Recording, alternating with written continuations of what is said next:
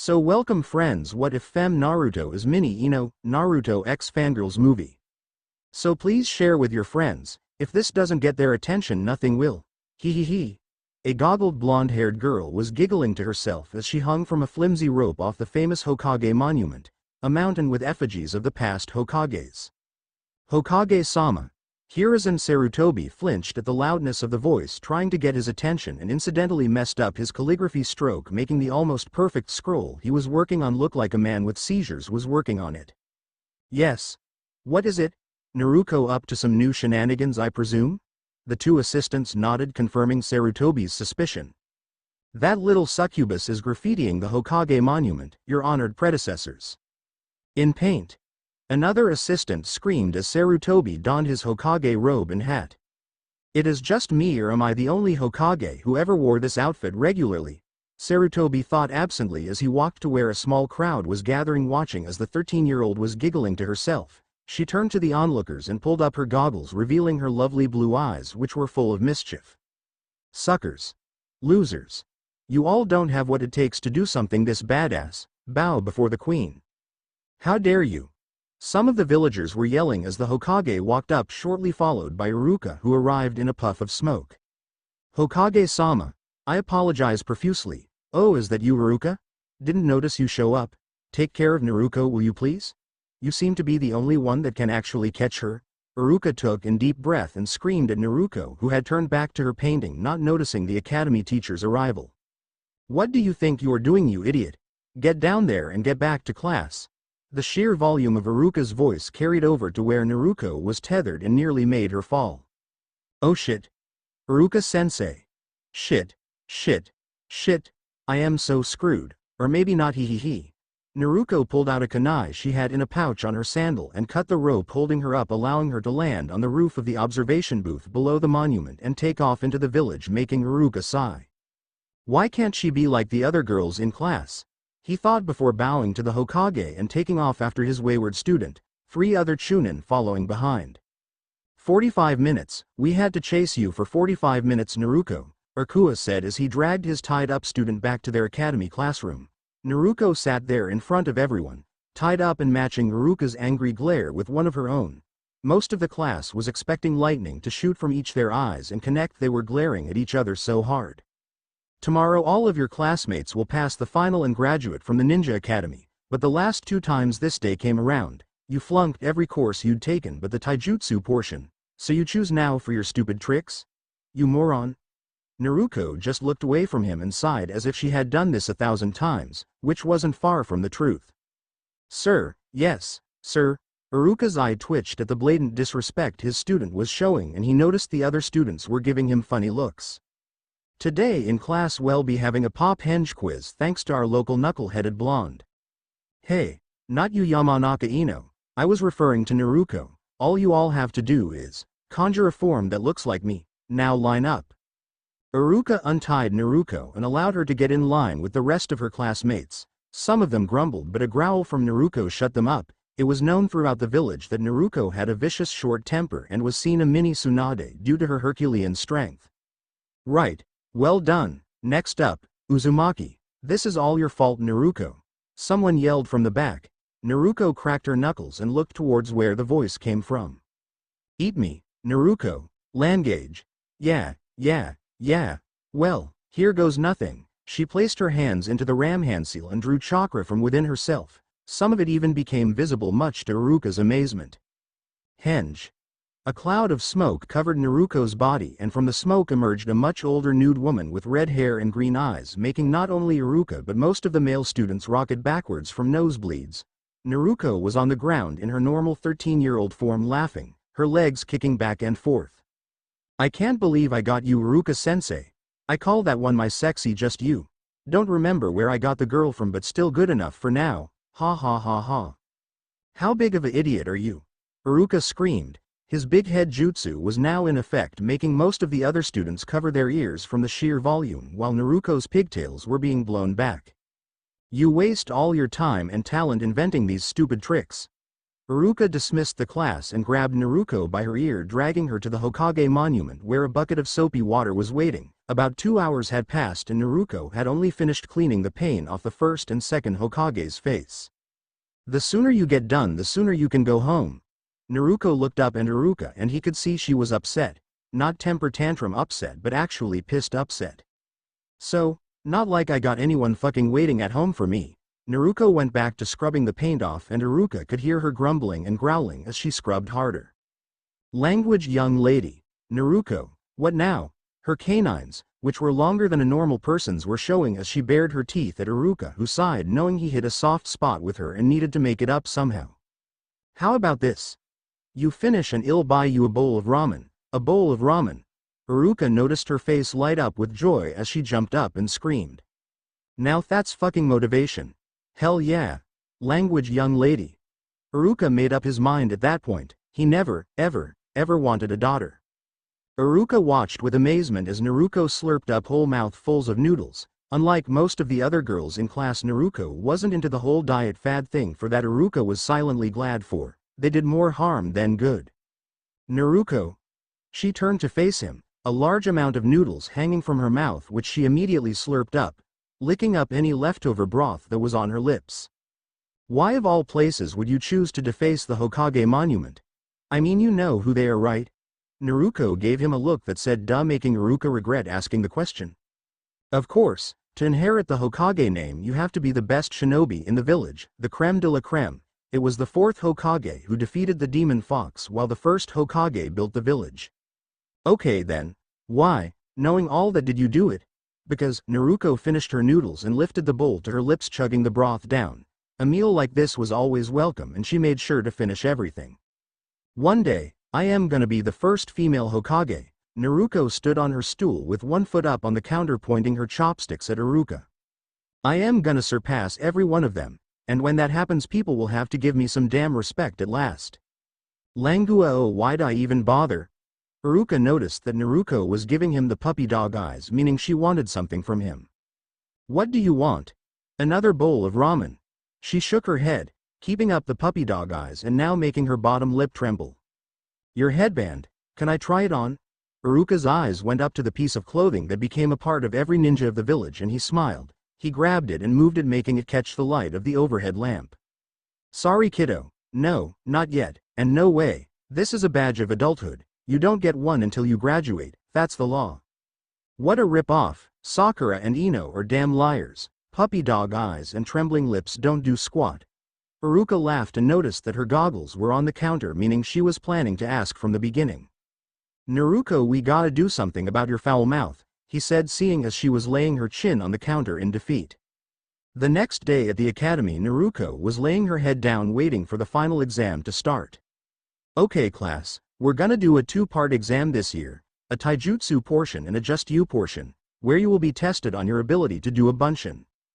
Naruko, who had raised her head to listen, slammed her forehead back down onto the desk upon hearing that she would have to make a clone. Clones were her worst technique. Now it's gonna be a one-on-one match against whoever I choose and an opponent of their choice. Taijutsu only, no jutsus or weapons. Now first up will be Naruko Uzumaki. Naruko shot up and clenched her fists in excitement, making everyone but a few gulp in fright. The blonde-haired girl was an absolute terror in close combat, as several students remembered. Now your opponent will be Yamanaka Ino. Ino raised her hand immediately. Yes, Ino? Can I forfeit? I don't want a repeat of what happened to me last time. Well, maybe if you had not called me a bitch you wouldn't have had to go to the hospital.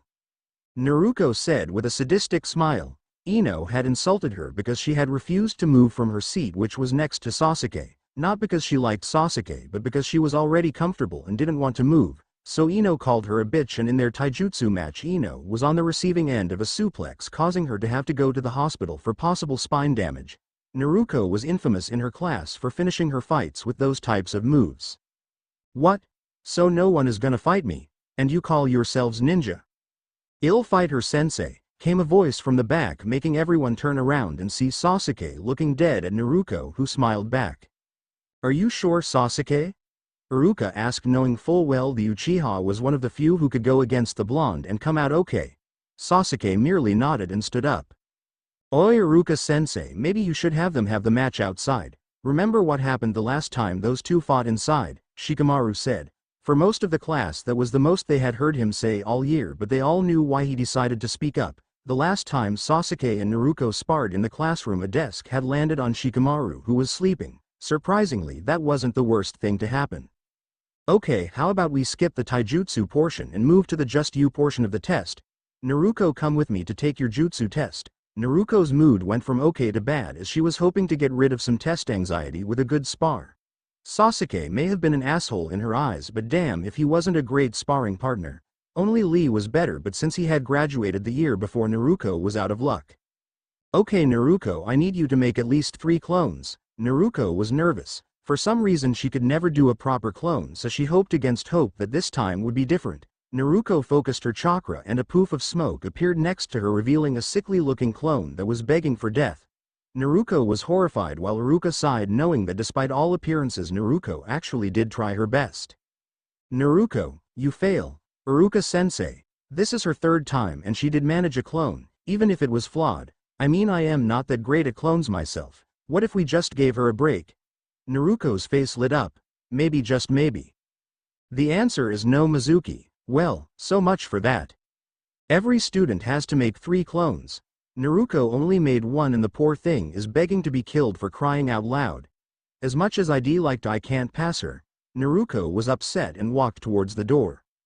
You don't have to talk about me like I am not here. Naruko closed the door with such force the wall the door frame was on shook and the glass window of the door shattered. Naruko watched as those kids who graduated were showered with praise by their parents and congratulated by the Hokage while she sat on the swing, which had become somewhat of a retreat for her.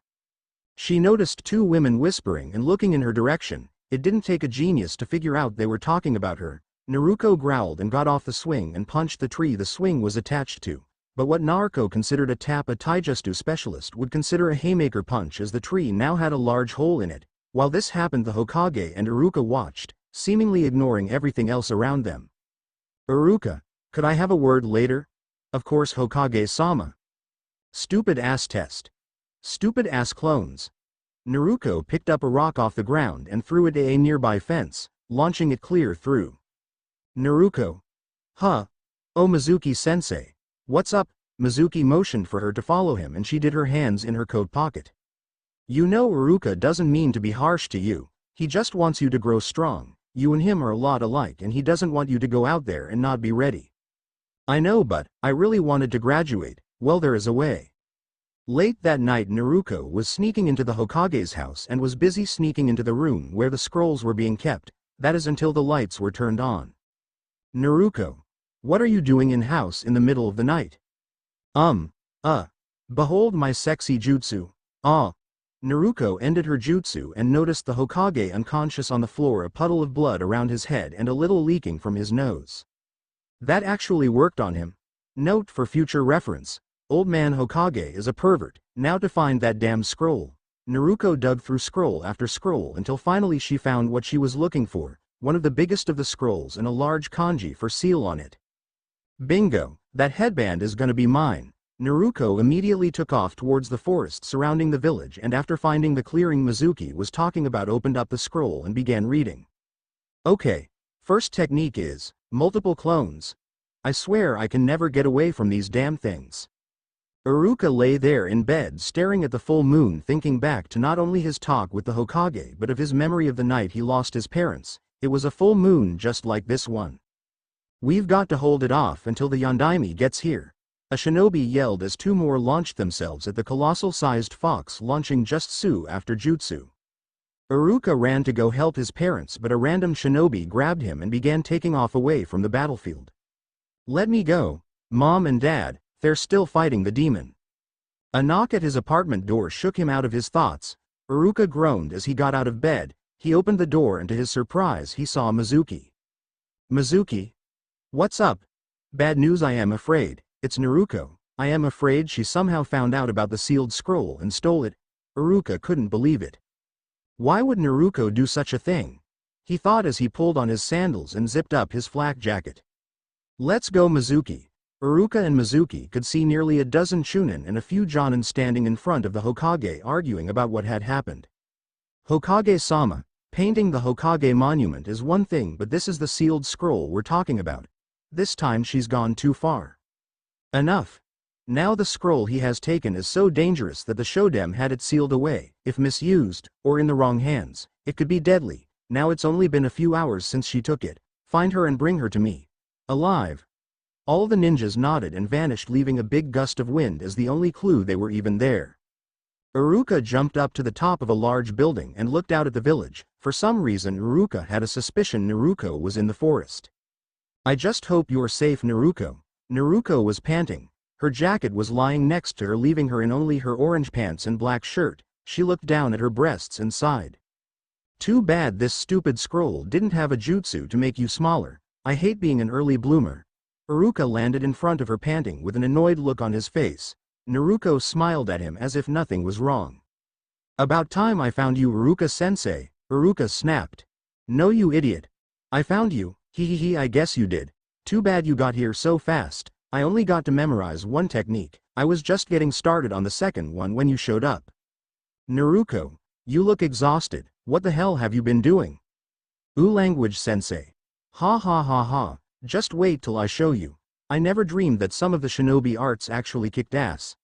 If I can master these techniques, you have to let me graduate. Iruka was confused. Naruko was acting like nothing was wrong. All she did was come here to practice her ninjutsu to the point of exhaustion. Naruko. What is that scroll you're carrying? Huh? You mean this thing? Hell if I know. Mizuki-sensei told me about it and to come here to practice. He said if I could show you I learned the techniques in this scroll, you'd let me graduate. That's still the case, right? It all made sense to Iruka now. No wonder Naruko knew about the scroll and stole it. A sudden sound from behind them made Iruka push Naruko out of the way as a dozen kunai came flying out of the woods, pinning Iruka slightly to the shed wall. It always amazes me, Iruka, how you know exactly where she is. Now I see what your plan is. Mizuki ignored Iruka and looked at Naruko. Naruko, give me the scroll. What the hell? What is this? Naruko was confused as to what was going on. Naruko, don't let him have the scroll. Protect it with your life. It holds records of completely forbidden jutsus. Mizuki used you because he wants it for himself. What? Naruko, do you know what really happened 12 years ago? What really happened to the demon fox? Shut up, you fool. Since that day, everyone in the village has been bound by a very strict law, one that everyone knows but you. Except me. Why not me? What the hell are you talking about? Naruko's fists clenched as she wondered what she was being left out of. The law is that no one can tell you that you really are the demon fox. Wah! The look on Naruko's face was pure surprise. Stop it! Iruka yelled, but Mizuki continued on his rant. In other words, Naruko, you're the one who killed Iruka's parents. You're the one who destroyed the village all those years ago. Until the Yondaime bound you in this form, hadn't you never found it strange that you were despised everywhere you went? Even Iruka hates you, if you would actually be honest. Iruka could only watch as Naruko's eyes filled with tears. He realized all the pranks, everything she did was just for attention, all of it was to hide her pain and loneliness. Neither Naruko or Iruka noticed Mizuki pulling the large shuriken from his back and launching until it was almost too late. Naruko looked up and noticed a crying Iruka hovering over her, the large shuriken now in his back. Iruka-sensei. Why? Naruko, you and I are the same. When my parents died I was so lonely, I became like you, the class clown. Anything to attract attention. Being the class clown was better than being a nobody. It hurts so much. I know that, Naruko. I was always hard on you, always scolding, yelling. Had I been a better teacher, maybe neither of us would have come to this. Forgive me. Naruko took off deeper into the forest, leaving both Chunin behind. Too bad. Now it seems she's gonna use the scroll to take her revenge on the village. Did you see her eyes? The eyes of a demon. Hell hath no fury like a woman scorned. You don't know anything about her. I don't need to know shit about her to kill the bitch. It's the scroll I want. I'll deal with you later. Naruko was jumping from branch to branch, moving away from the two Chunin as fast as possible. Some movement to her left caught her attention and she could see it was Iruka. Naruko, give me the scroll. It's what Mizuki wants. As Iruka jumped to get closer to Naruko, Naruko lashed out with the scroll, slamming Iruka away. Iruka looked at Naruko and vanished in a puff of smoke, revealing Iruka was really Mizuki in a henge. How did you know I wasn't Iruka? Naruko smiled before vanishing, revealing the real Iruka. Because I am. Why do you try to stop me, Iruka? That thing killed your parents, what happens if we let it live? For one, the scroll won't be in the hands of a scumbag like you. Fool, Naruko and I are the same. I could use the scroll to gain limitless power, and the beast within her hungers for the kind of strength. How can you not hate that? Because I don't. I hate the fox, but not the girl it is sealed in. While she may annoy me sometimes, I have nothing but respect for her. She's my favorite and best student. She works with all her considerable might, and yes, she's awkward, clumsy, and a screw-up sometimes, and people have mocked her, shunned her, but it's granted her incredible empathy. She knows what it is to be in pain. She never was and no longer is your demon fox. She's a citizen of Konohagakure, Uzumaki Naruko. Ah. How sentimental. Well, sorry, Iruka, old boy. I was planning on saving you for last, but you've become a thorn in my side, and I do hate thorns. So say goodbye. Mizuki began spinning the other large shuriken he had over and over, building momentum, only to feel a fist slam into his face and send him crashing into a nearby tree. Naruko, touch my sensei again and it'll be the last thing you fucking do. We really need to work on that foul mouth of hers, Iruka thought, though he was partly glad for the timely rescue. Naruko, you idiot. Run away. Save yourself. You bitch. I can kill you with one blow. Naruko smiled a fanged smile and cracked her knuckles before placing her fingers in a cross formation. Him calling her a bitch did not go unnoticed by her. Like to see you try Kage Bunshin no Jutsu. In a flash of chakra, the forest was now filled with thousands of Narukos, each of them grinning and cracking their knuckles. What the? How did? What's a matter, asshole? Thought you were gonna kill me with one blow. Naruko, you actually, well, since you're being a chicken shit, ill attack then, charge. 5 minutes later and Mizuki was now almost pulverized meat on the forest floor. Well, I guess I didn't get too carried away, after all he is still alive. Naruko, come here, I've got a present for you, close your eyes. Sensei, can I open my eyes now? Iruka had to smile at her impatience, it was cute. Go ahead, Naruko, open your eyes. Naruko opened her eyes and noticed one thing wrong with the Iruka in front of her: he was missing his headband. Congratulations, graduate. To celebrate this, I'll take you out for ramen, how's that sound? The next thing Iruka knew, he was being tackled by a crying Naruko who showered his face with kisses, a thank you after each one.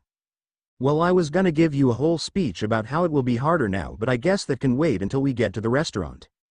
Naruko, careful, I am still bruised here. Oh, sorry, Iruka-sensei. A week later, Naruko was in class, still on cloud 9, knowing that she had graduated and was now a shinobi of Konoha. Oi, Naruko. What are you doing here? Class today is for those that didn't fail. Naruko looked at the offending genin and grabbed him by the collar of his shirt. Well, if you open your eyes, I am obviously wearing a headband, aren't I? The genin looked at her headband and nodded. Naruko then smiled a sweet smile. Good, now get lost before I drop kick out a window, okay? Not once did her sweet smile leave her face as she patted his cheek and sat back down. Excuse me, may I pass? Naruko ignored her, knowing exactly what she wanted. It was always fun to mess with the Uchiha fan club members. Naruko, move it. I am trying to get around you. Naruko sent a death glare at Sakura, who took a small step back from the blonde's burning gaze. Piss off, bubblegum. I am comfy and my ass ain't moving. Maybe when you move from a training bra to a real bra size, it'll move. With every word Naruko said, Sakura's temper was flaring. Naruko immediately got up and got nose to nose with Sakura, who gulped at the look the blonde was giving her. Want to make something of it? Sakura decided it wasn't worth it and shook her head no, which caused Naruko's face to go to a cheerful smile. Good, now had you asked nicely the second time I might have actually moved, but seeing as you didn't, shove off. Sakura immediately sat in an empty seat on the opposite end of the room while Naruko leaned to put her face near Sasuke. Yes. What do you want, loser? What the hell does everyone see in you? Naruko looked at him with squinted eyes as she tried to find just what was it that had all the girls fighting for him. Sakura was upset. Every time she tried to get to class early so she could sit next to her Sasuke-kun, Naruko was always there. When asked about it, Naruko claimed that she wanted the window seat, but the asshole kept taking it, so she sat next to him. Naruko's pet name of Sasuke didn't go over so well with 99% of the female population in the class. She could see Naruko bugging Sasuke again and decided to do something about it this time. So in her anger she grabbed a random textbook and chucked it at Naruko. Said book collided against the back of Naruko's head, which caused her face to slam into Sasuke's face, making the two biggest rivals, other than Sakura and Ino, end up sharing their first kiss together, much to the shock of all but one female in the class and to the surprise of every male. As soon as the two pulled away from each other, Naruko grabbed Sasuke by his collar and pulled him close, angry fire burning in her eyes as she bared her fangs at the last Uchiha. "That was my first kiss, you asshole." Sasuke gave her the same stone-faced look he always had, though she could see he was slightly angry as well. "If it makes you feel any better, it was mine too, and I'd take it back if I could." Most of the girls in the class were shocked and outraged that Naruko had stolen Sasuke's first kiss, but due to their fear of her strength they couldn't do much. Naruko drew back her fist and most of the girls flinched, and most of the guys began to wonder if Naruko was gonna kill Sasuke. Some were even confused that she would be upset at losing her first kiss to the class heartthrob. "It'll never happen again, agreed?" She still had her fangs bared at him as she growled this at him. Sasuke merely nodded his head. "Agreed." Naruko let go of Sasuke and put back on her innocent smile. "Good, now that that's settled.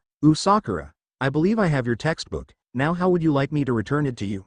Would you like me to shove it down your throat or up your ass?" "Naruko, whatever you're planning on doing with that textbook, put it down. I have an important speech to give." Naruko simply sighed at losing her chance to get revenge. "Yes, Uruka-sensei. Okay then, now I am going to be assigning you all into 3-man cells, each of which will be taught by a Chunin sensei. Now each cell has been selected by yours truly to be balanced and equal." After 6 cells, Naruko began playing with a paper shuriken she had made, since they couldn't use their real shuriken in the academy. While Uruka was one of her favorite people in the village besides Old Man Hokage, his crazy grandson Konohamaru, and the ramen stand owners, he could get boring at times, and this was one of those times. Next, Cell 7 with Uzumaki Naruko, Uchiha Sasuke, and Haruno Sakura. Sakura was torn. On one hand she was with her crush Sasuke, but on the other she was with that psycho bitch Naruko, who had yet to get her back for throwing a book at her. So Sakura did nothing but quietly pump her fist in knowing that Sasuke was hers, and since Naruko hated Sasuke she wouldn't have to worry about the crazy blonde being after him as well. Both Sasuke and Naruko looked at each other and for a few seconds studied each other. Both knew the other was a good fighter, but other than that they really didn't know anything about the other at all besides the obvious things like being orphans. Naruko smiled at Sasuke, which made his eyebrow raise in curiosity. "Just don't be too much of asshole, okay Sasuke?" She winked at him, which for some reason made Sasuke uncomfortable. He attributed that to the fact that no less than 10 minutes ago they were kissing.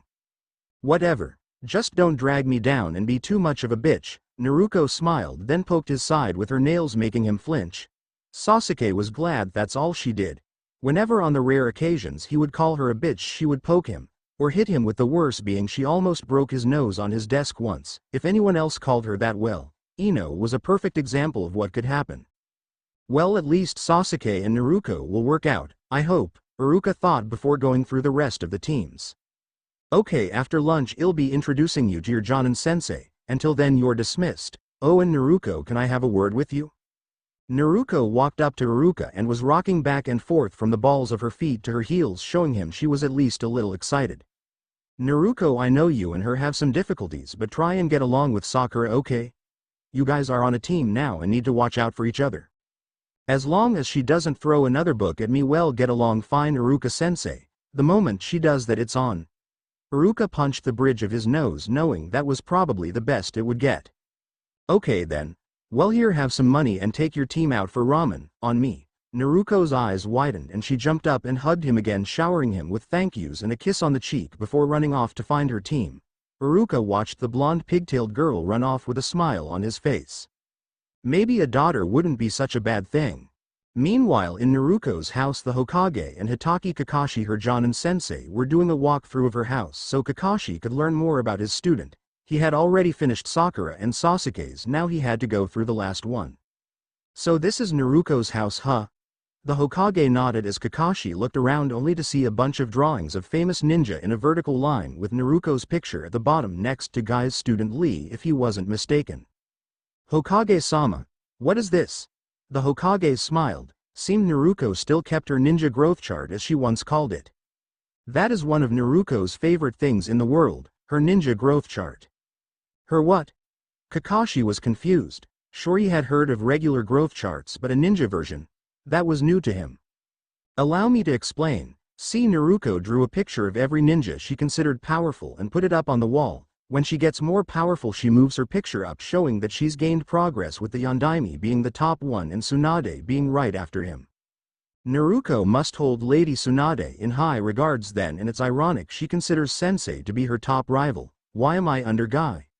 Not really. Naruko just is tired of being called Mini Tsunade and wishes to prove she's better. Plus, since Tsunade is arguably the most famous kunoichi around, Naruko figures if she defeats Tsunade, then people will respect her more when she becomes the first female Hokage.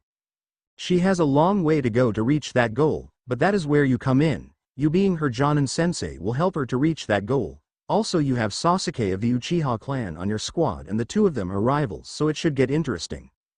Kakashi realized that this assignment could be terrible, but he had an obligation to at least test the three. He then noticed something interesting. Hokage-sama, if Naruko considers Sasuke a rival, why is his picture not up here? I see Itachi's picture and hell, even Orochimaru's and Hanzo's, but no Sasuke. The Hokage laughed at this, making Kakashi become even more interested. I asked her that myself once. You know what she said? That until Sasuke activated his Sharingan, he wasn't as big a threat as Itachi, meaning he won't be on the list until he does. Naruko knows that a taijutsu user can defeat a Sharingan user using certain techniques. Well, that explains why Guy is one above me. She must have heard of his technique to fight Sharingan users. Well, I think I've gotten enough information. Apparently, out of 12 powerful ninja, I am number 5 on her list to surpass. Better go pop that bubble she has of me being not such a threat. Kakashi, don't underestimate her. Most who do, well, they end up like Jiraiya does when he peeped on Tsunade and got caught. That got Kakashi's attention, and he decided at that moment that maybe this team would do okay, maybe. Team 7 sat there in the classroom, bored out of their minds. Naruko surprisingly got her 2 teammates to agree to go get some ramen with her, and all in all it was an okay outing. But 2 hours later their sensei had not shown up, and everyone, even Naruko, had already left for the day. Needless to say, all 3 were annoyed with this. Aren't Jonin supposed to be punctual?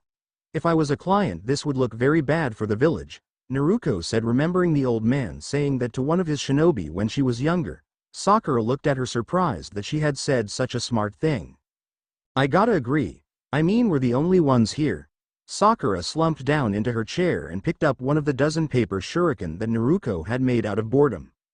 Our sensei lost a lot of respect with me, that's for damn sure. What about you, Sasuke? Naruko looked at Sasuke, who hadn't moved from his brooding pose, as she liked to call it. I have to agree, She-Hulk. He lost my respect with this stunt. Naruko's eye twitched at being called that. Only Sasuke ever called her that for some reason. Suddenly the door opened and a ninja with his headband covering his eye and a face mask on came in, noticing his 3 students. One with his hands together, another looking at some paper shurikens, and the last one laying down on the desk. Well, based on my first impression of you 3, I hate you. Naruko wondered where she had seen this man before, then it clicked. He was Kakashi, number 5 on her list of ninja to surpass, and the ninja old man Hokage had yelled at one day for being late. Well, I would have thought that lesson on punctuality the Hokage gave you would have been enough, but apparently not. Kakashi wondered what she was talking about and shrugged it off. Meet me on the roof in 5 minutes. He then left the 3 alone again. Sasuke noticed Sakura get up to leave, but Naruko was still lying down and made no attempt to leave. Aren't you coming, She-Hulk? No, asshole, I am not. Besides, it took him 2 hours to get here. It'll probably take him another 2 to get to the roof. Sasuke had to smile at that. Their sensei really did lose a lot of Naruko's respect with being late. He decided to take matters into his own hands, so he grabbed her by the ear and began dragging her out of the classroom. Let's go, She-Hulk. Ow, ow, let me go, asshole. Grr, I swear the moment you let me go I am gonna kick your ass, Sasuke. And that was how Kakashi found his team entering the rooftop. The Uchiha dragging Naruko by her ear, who was screaming bloody murder and various death threats, and Sakura behind them blushing, meaning Naruko had said some very interesting threats. All 3 sat down and Sasuke let go of Naruko's ear, who immediately flicked his forehead, making him fall backwards and nearly hitting his head against the concrete. And don't do it again, asshole. Naruko, Stop calling Sasuke-kun that. Well, when he stops being an asshole, I'll stop calling him one. Okay, bubblegum. Kakashi had to keep himself from laughing. Naruko definitely had Tsunade's temper, but he wondered if she did have her strength, or was that just a lie. He could see both of his female students grinding their foreheads together and growling at each other. It was time to play mediator before one killed the other. Okay. Enough, you three. You can kill each other after tomorrow. For now, let's get some introductions out of the way. What do you want us to say, sensei? Sakura asked. You know, things like favorite thing you hate most, dreams, ambitions, hobbies, things like that. You're Hitaki Kakashi, Jonin of Konohagakure. Don't know why, but everyone calls you the copycat ninja. You're habitually late according to old man Hokage, but strong. Well, looks like our blonde friend here did her homework, Kakashi said with a weird eye smile, knowing the real reason she knew all that. Yes, my name is Hitaki Kakashi. I am not the kind of person who feels like talking about their likes and dislikes. My dreams for the future are none of your business, but yeah, I have lots of hobbies. All three genin were silent. He said a lot, but all we learned was his name and what you said, Naruko. Sakura whispered to her two teammates.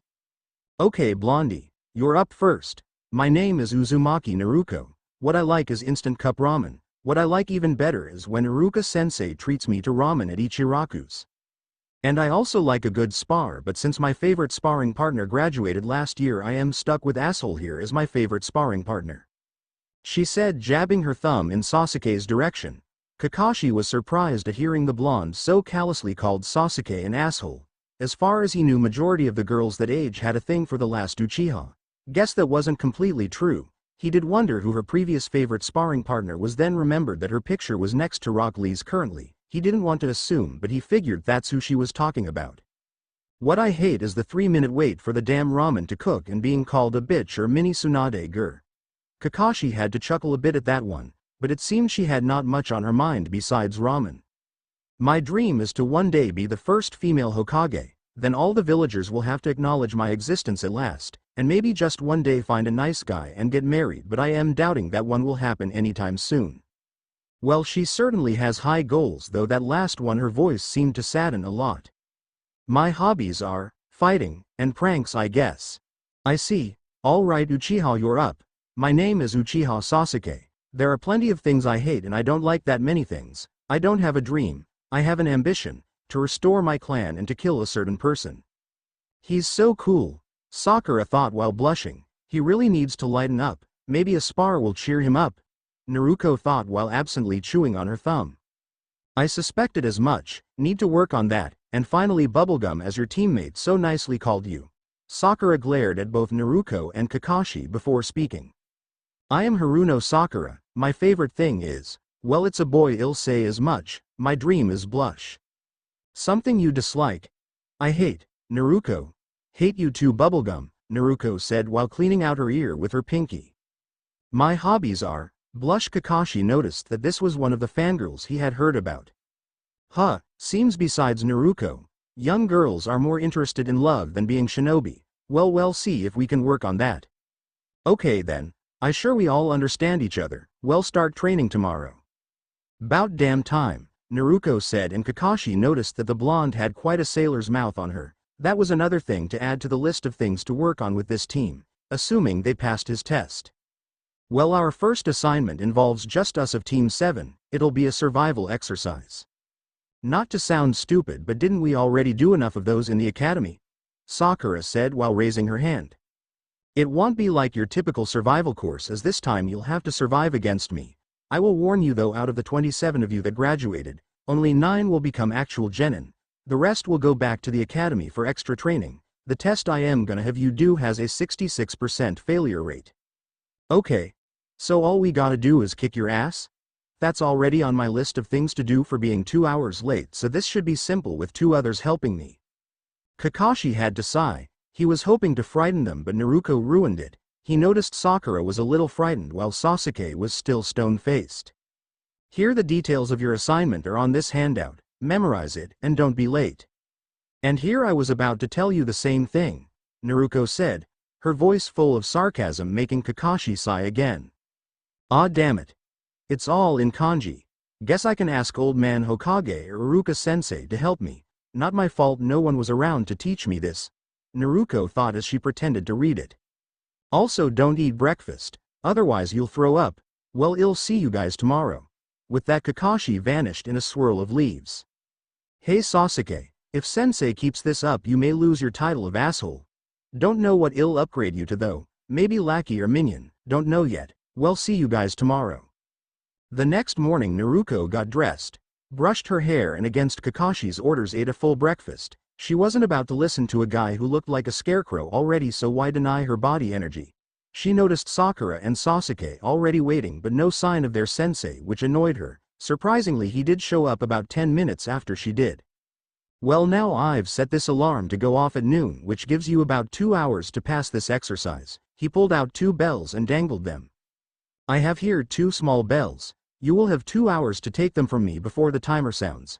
Anyone who fails doesn't get any lunch. Instead you'll be tied to one of those 3 tree stumps so I can eat your lunch in front of you.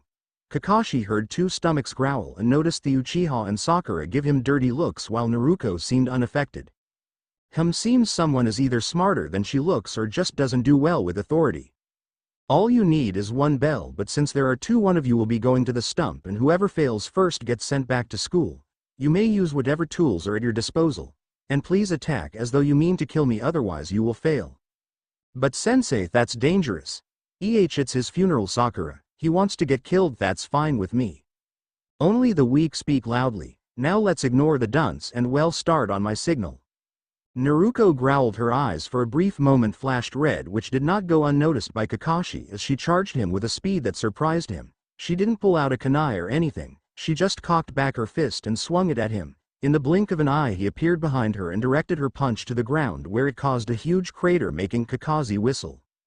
Okay, the rumors are true. She is the second coming of Tsunade, but at her strength just great chakra control, or is the fox behind it? Her eyes did flash red, even if it was only for a split second.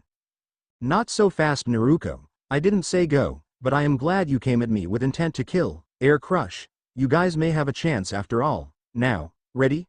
Go. All 3 genin vanished, making Kakashi take notice that all 3 were good at hiding until he noticed Naruko land in front of him. Well, if it isn't the second coming of Tsunade, I guess we'll start with ninja lesson number 1. Taijutsu.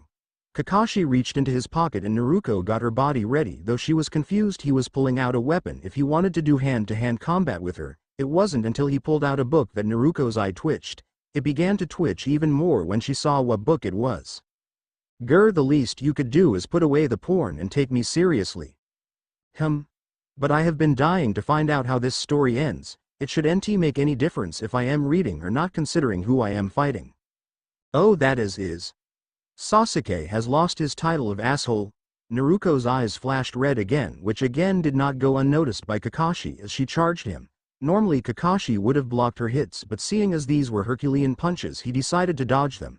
He dodged several punches and a few kicks and noticed she made sure not to show her back to him, that often probably from facing Guy's mini-clone so many times, but she eventually did show her back to him and he sprung his trap. Why is sensei using the sign of the tiger? That's too advanced a technique to use against her, Sakura thought, and despite the fact she and Naruko never got along, she wasn't about to just let her die. Naruko. Get out of there, you'll be killed. Naruko heard a voice from somewhere in the distance, but the main voice that concerned her was the one directly behind her. Too late. Konohagakure village's most secret and most sacred technique. 1,000 years of P. Naruko turned around and swung her foot at her sensei, only to have her foot crush a small log into hundreds of wooden splinters. Out of the corner of her eye she saw Kakashi's foot coming at her and blocked, only to be knocked into the river. Kakashi looked at the destroyed log and noticed there was nothing left of the original. Wow. Note to self, don't try to use that technique on her again. If I didn't substitute myself with that log I probably would have been killed. Damn it. Damn it. Damn it. This is not how it's gonna go down. Naruko's eyes began to glow red as she remembered Mizuki incident. She was not about to let some scarecrow asshole make a fool out of her. I will not back down. She formed the cross hand sign and channeled a large amount of chakra.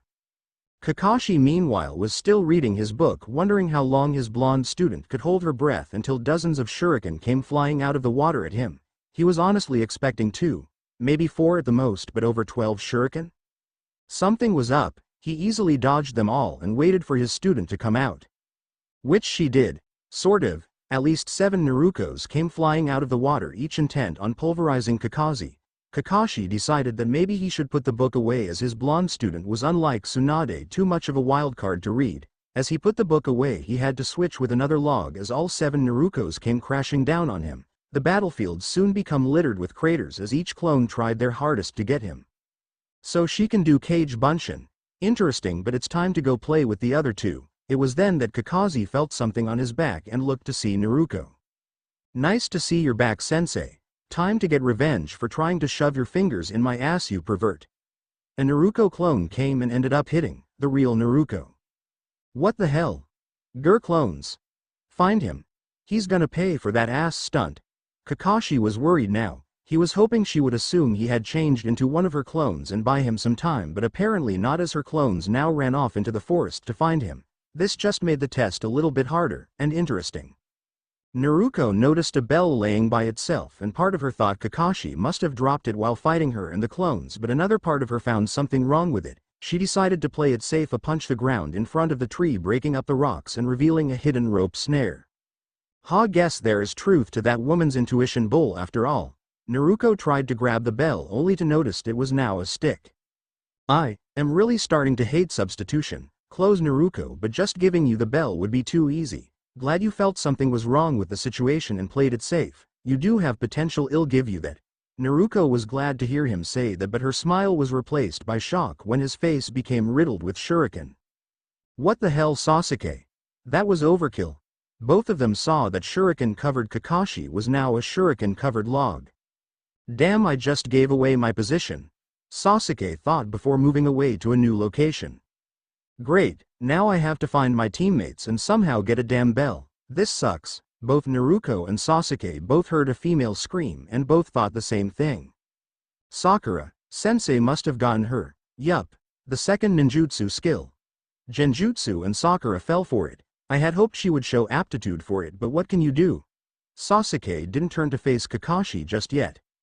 I am not like them, obviously not. You're a male while both of them are female, but save your boasts until you have a bell in your hand, Sasuke. Sasuke threw several shuriken at Kakashi, making him dodge only to nearly fall into a trap Sasuke had set before the two engaged in a taijutsu match. I can't even read Icha while fighting him, though Naruko was just as bad with her clones in strength.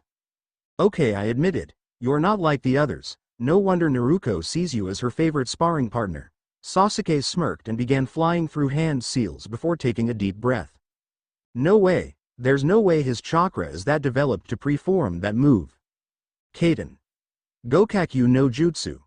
Sasuke blew outwards and an enormous fireball erupted forth at the spot where Kakashi was. When the fire died out, Kakashi was nowhere in sight. What? Where did he go? Above. Behind me. Try below. Doden. Shinju Zanshu no Jutsu. The next thing Sasuke knew, he was now buried in the ground from his shoulders down. Lesson number 3. Ninjutsu, though I must admit your performance was very good. Out of the 3 of you, both you and Naruko have the most talent. Oh well. Crap. Need to find a way to get out of Iya. Sasuke's head has been severed. Sasuke looked and saw Sakura was unconscious. What the hell was that all about? Sasuke. Sakura. Where are you two? Sasuke could hear Naruko's voice nearby. Maybe she could help him get out. Over here, she hulked. Oh, there you are. Ha ha ha ha. Just get me out of here. He bared his teeth at her, and Naruko for a split second thought he looked cute when he had a pissed off look on his face, but now wasn't the time for that. Okay. That was the funniest thing I've seen all day. What happened to her? I don't know. She fainted when she saw me. Naruko shrugged and began digging Sasuke out. What happened to you? Our sensei happened to me. Just help me get out of here. Alright, asshole. I am digging as fast as I can. Here, give me your arm. Naruko at that moment forgot how strong she was and ended up pulling Sasuke not only out of the ground but on top of her, leaving him laying between her legs with their faces a mere inch of 2 from each other. Needless to say, both were blushing. You got 5 seconds to get off me, Naruko said, though Sasuke noticed she wasn't growling. He wasn't gonna push his luck and got off her, dusting himself off. We don't tell anyone about that, okay? She said, to which he nodded. The last thing he needed was his fangirls thinking they were going out. Not only would Naruko never hear the end of it, but Sasuke wouldn't either. Okay, so what do we do now? I got close enough to touch one of the bells. This time I am taking one. Yeah, I did too. You know what happened? It became a damn twig. How about we both try and get one? I can do just fine on my own. Such a stubborn jerk you are. Look, we got no choice with how strong that scarecrow is, but two. RRRRINNNNNGGGG. Team up. Well, so much for that. Let's get back to the spot where we started. Come on, bubblegum. Naruko picked up Sakura's unconscious body and flung her over her shoulder, carrying her back like a sack of potatoes. Since Sakura was unconscious and since Kakashi had heard Naruko offer to help Sasuke, Sakura was the one tied to the stump. Well, listen to the stomach's growl. Well, none of you have to worry about going back to the academy. More training would be pointless. All three had annoyed looks on their faces. None of you will ever be shinobi. What the hell, Scarecrow? I mean, yeah, none of us got a bell, but doesn't mean we should quit. You three mock the way of shinobi with your behavior. You're nothing more than a trio of spoiled brats. Sasuke was about to charge at Kakashi, but Naruko grabbed his wrist and pulled him to sit back down. Now see? If you had shown more of that during the exercise, you would have passed. Shown what? Sakura asked. She had been awake since Sasuke had almost charged. Teamwork, that is the reason you three are divided into teams. Hell, out of all three of you, Naruko was the only one who offered to team up with anyone. Because of that, I am gonna give you one more chance to pass. If you wish to continue, you may eat, but no feeding Sakura, she goes hungry. Why me? Kakashi looked at her. Not once did you try to help either of your teammates, so for that you go without food. Neither of you two feed Sakura or else you fail the test immediately. Kakashi vanished in a swirl of leaves, leaving the three alone. Naruko looked around and opened a bento box and handed her a clump of rice. What? Kakashi sensei said, yeah, you know what else he said? Don't eat breakfast. You know what I did? I ate a nice hearty breakfast. Just shut up and eat. You can't help neither Sasuke or me if you're starving, plus I am still good from this morning, so I am not hungry. Sakura, you can have half of mine as well. I am not that big an eater anyway. Sakura was tearing up at how nice Naruko was being despite all they went through in the academy.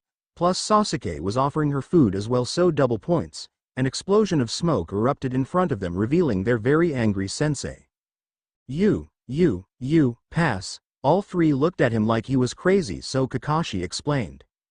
Well, from what I heard, Naruko never listened to me in the first place, which is why she had so much energy but to offer you Sakura her food along with Sasuke after I told them both not to. Shows you three have matured.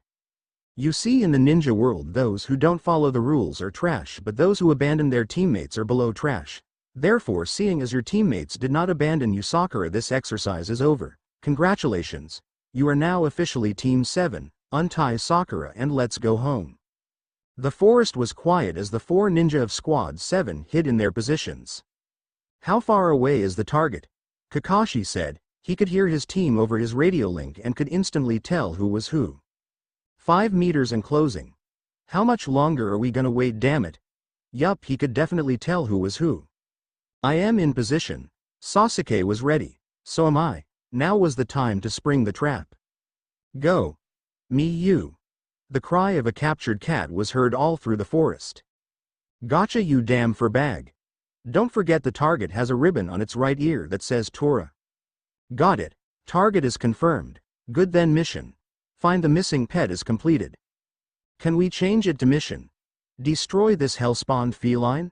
Naruko said after nearly being scratched several times by the, supposedly, ninja-trained cat. After Team 7 had captured and returned the cat, all three genin looked stunned at the abuse the cat went through as its owner smothered it with love, much to the poor animal's dismay. Iruka handed the Hokage another D-rank mission for the team to complete. Okay. The next assignment for Cell 7 will be to babysit for the Council of Elders, to run errands to the neighboring village, to help dig sweet potatoes. No way. Hell no. Boring. Give us something different to do. Something important, something actually fucking worth it. While Naruko was screaming her head off, each of her teammates had a different thought going through their minds. I have to admit, she does have a point. Sasuke watched as his blonde teammate went off. She is such a pain. Almost as if Naruko could hear her thoughts, she turned her head to Sakura and bared her fangs at her. Sigh. We really need to work on that foul mouth of hers. Hasn't she ever heard the saying, be grateful for what you can get? Kakashi had to admit to himself. Like any other Jonin, he hated D ranks. He had done his fair share already for the village, but they were meant to help train regular genin, which he was proud to say his team was anything but normal. He noticed Iruka stood up to scold his student. Don't be a fool, Naruko. You're only a beginner. Everyone starts out doing grunt work. It's where you get experience and learn teamwork. Everyone had to do them. I had to. Kakashi had to. Even Hokage-sama had to. But we've done tons of small stuff. Can we get some sort of action? Hell, even a simple escort mission would do, damn it. Naruko, that's enough, knock it off. Kakashi bopped his student on top of her head, making her curse yet again, which made Iruka, Kakashi, and the Hokage knowing that doing something about her foul mouth would be quite the challenge. Sarutobi pulled his pipe out of his mouth and looked at the angry blonde nursing the bump on her head. I guess Naruko needs to be explained just what these duties are. You see, Naruko, every day, our village receives many requests. Everything from babysitting to assassination. We take all that and sort them into categories from A to D based on the degree of skill they require. We have also divided the shinobi forces into classes based on their level of their skills. After we of the upper ranks have sorted all the requests, we distribute them to those ninja with the appropriate skill level. And, if the ninja in question does the job successfully, then the grateful person they helped pays him a fee. Thus far, Naruko, you and your teammates have only just attained the lowest rank.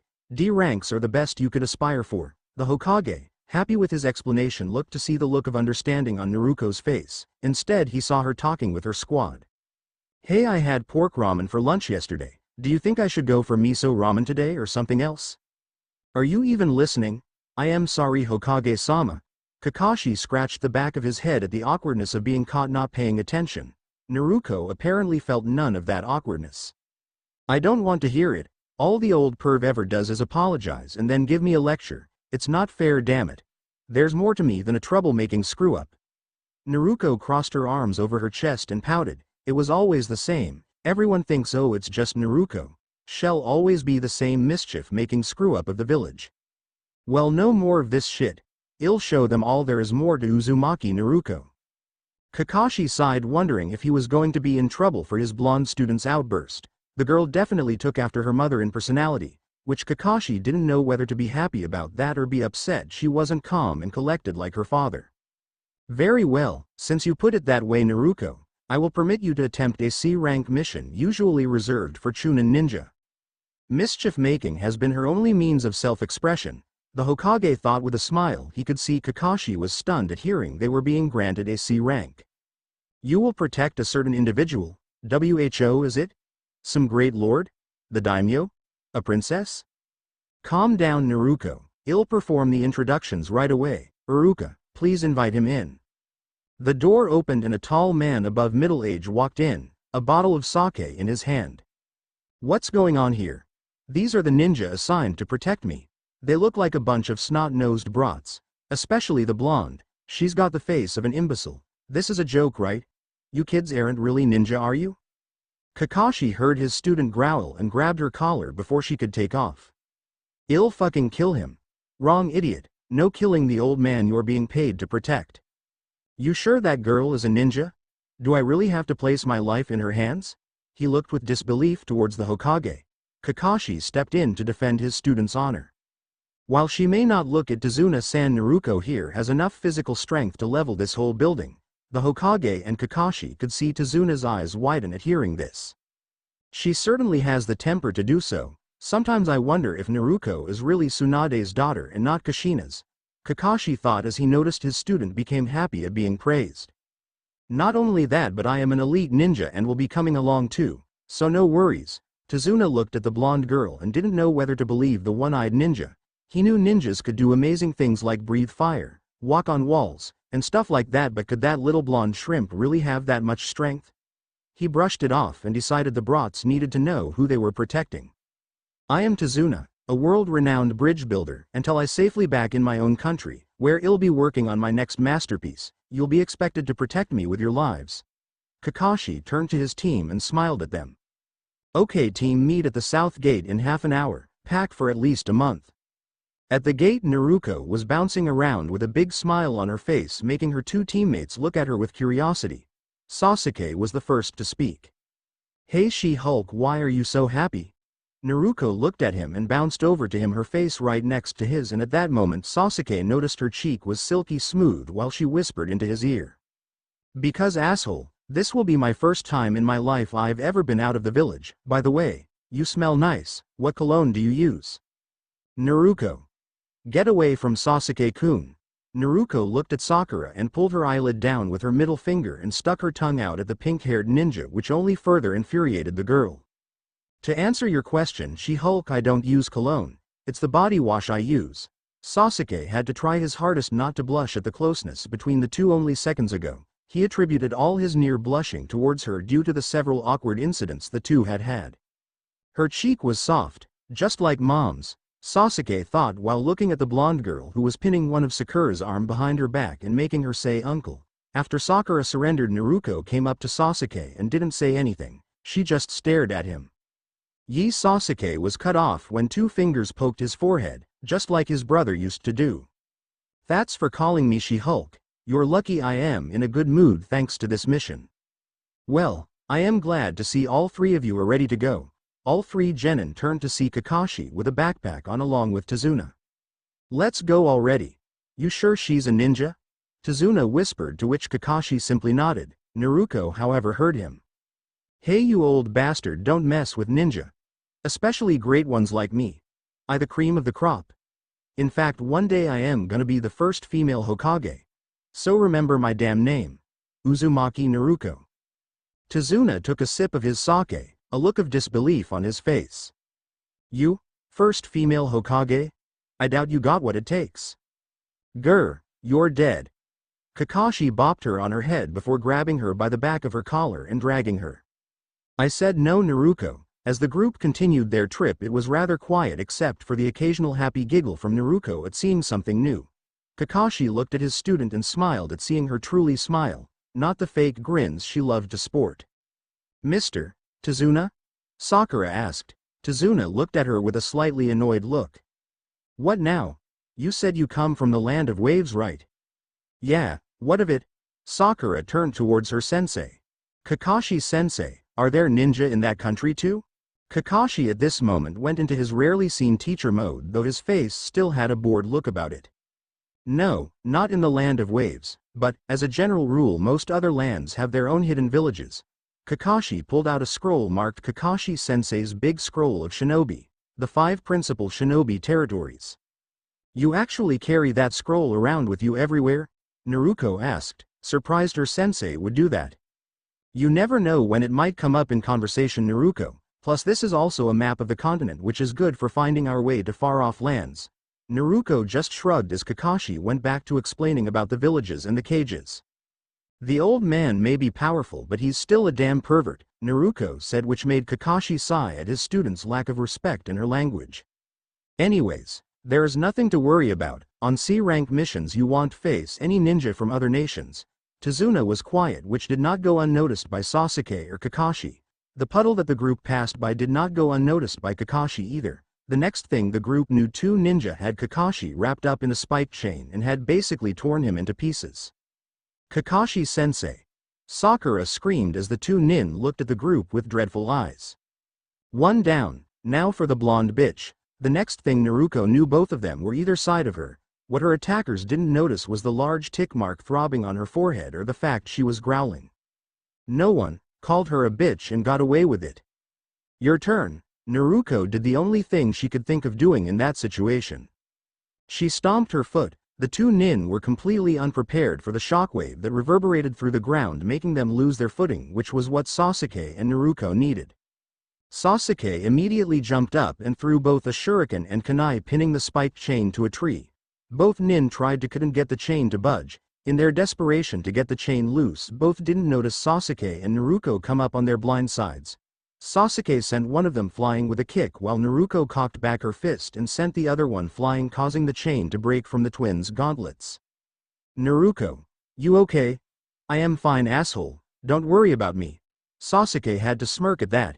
Even after he saves her, she insults him. Both enemy ninjas took off towards Tazuna, making Sakura pull out a kunai and stand in front of him. Both Sasuke and Naruko took off after them. Damn it, we won't make it. All seemed lost until the two ninjas were clotheslined by Kakashi. Kakashi-sensei, you're alive. Sakura was happy to say the least. Naruko looked back at where Kakashi got shredded and noticed nothing but wood splinters. Freaking substitution, had us worried for nothing. Good job you three, glad no one was injured. I didn't know you could do that with your foot, Naruko. To be honest sensei, neither did I. They called me a bitch then surrounded me so I did the first attack that came to my mind. Kakashi smiled at her. Quick thinking on your part though, next time make sure you are doing something that you know for sure will work. Kakashi looked over at Tazuna and his smile vanished. A calm, serious face now apparent. Mr. Tazuna, I'd like to have a word with you. I am still upset you wouldn't let me take their gauntlets, Kakashi-sensei. Naruko, you don't know how to fight with gauntlets, especially gauntlets of that size, so you having them would have been pointless, and possibly detrimental to the squad. Kakashi looked at his blonde student who crossed her arms over her chest at being told no. The boat ride to the land of waves was quiet for the most part. What do you mean, sensei? Naruko uses her fists to fight all the time, so wouldn't gauntlets help her? Sakura was honestly curious why Kakashi said no. Sakura, Naruko isn't used to fighting with weights or gauntlets on, so say she did take them and we got into another fight. You think the enemy will wait for her to get used to them? I guess not. Sakura was upset she didn't realize that sooner. Now I am all for you guys learning kenjutsu, bojutsu, or exotic styles such as claw fighting, but not during a mission. Now Naruko, if you still wish to learn to use gauntlets in your fighting style, we can get you some and I can teach you or find someone who is a true expert after we get back to the village, okay? Naruko looked at Kakashi and thought about what he said.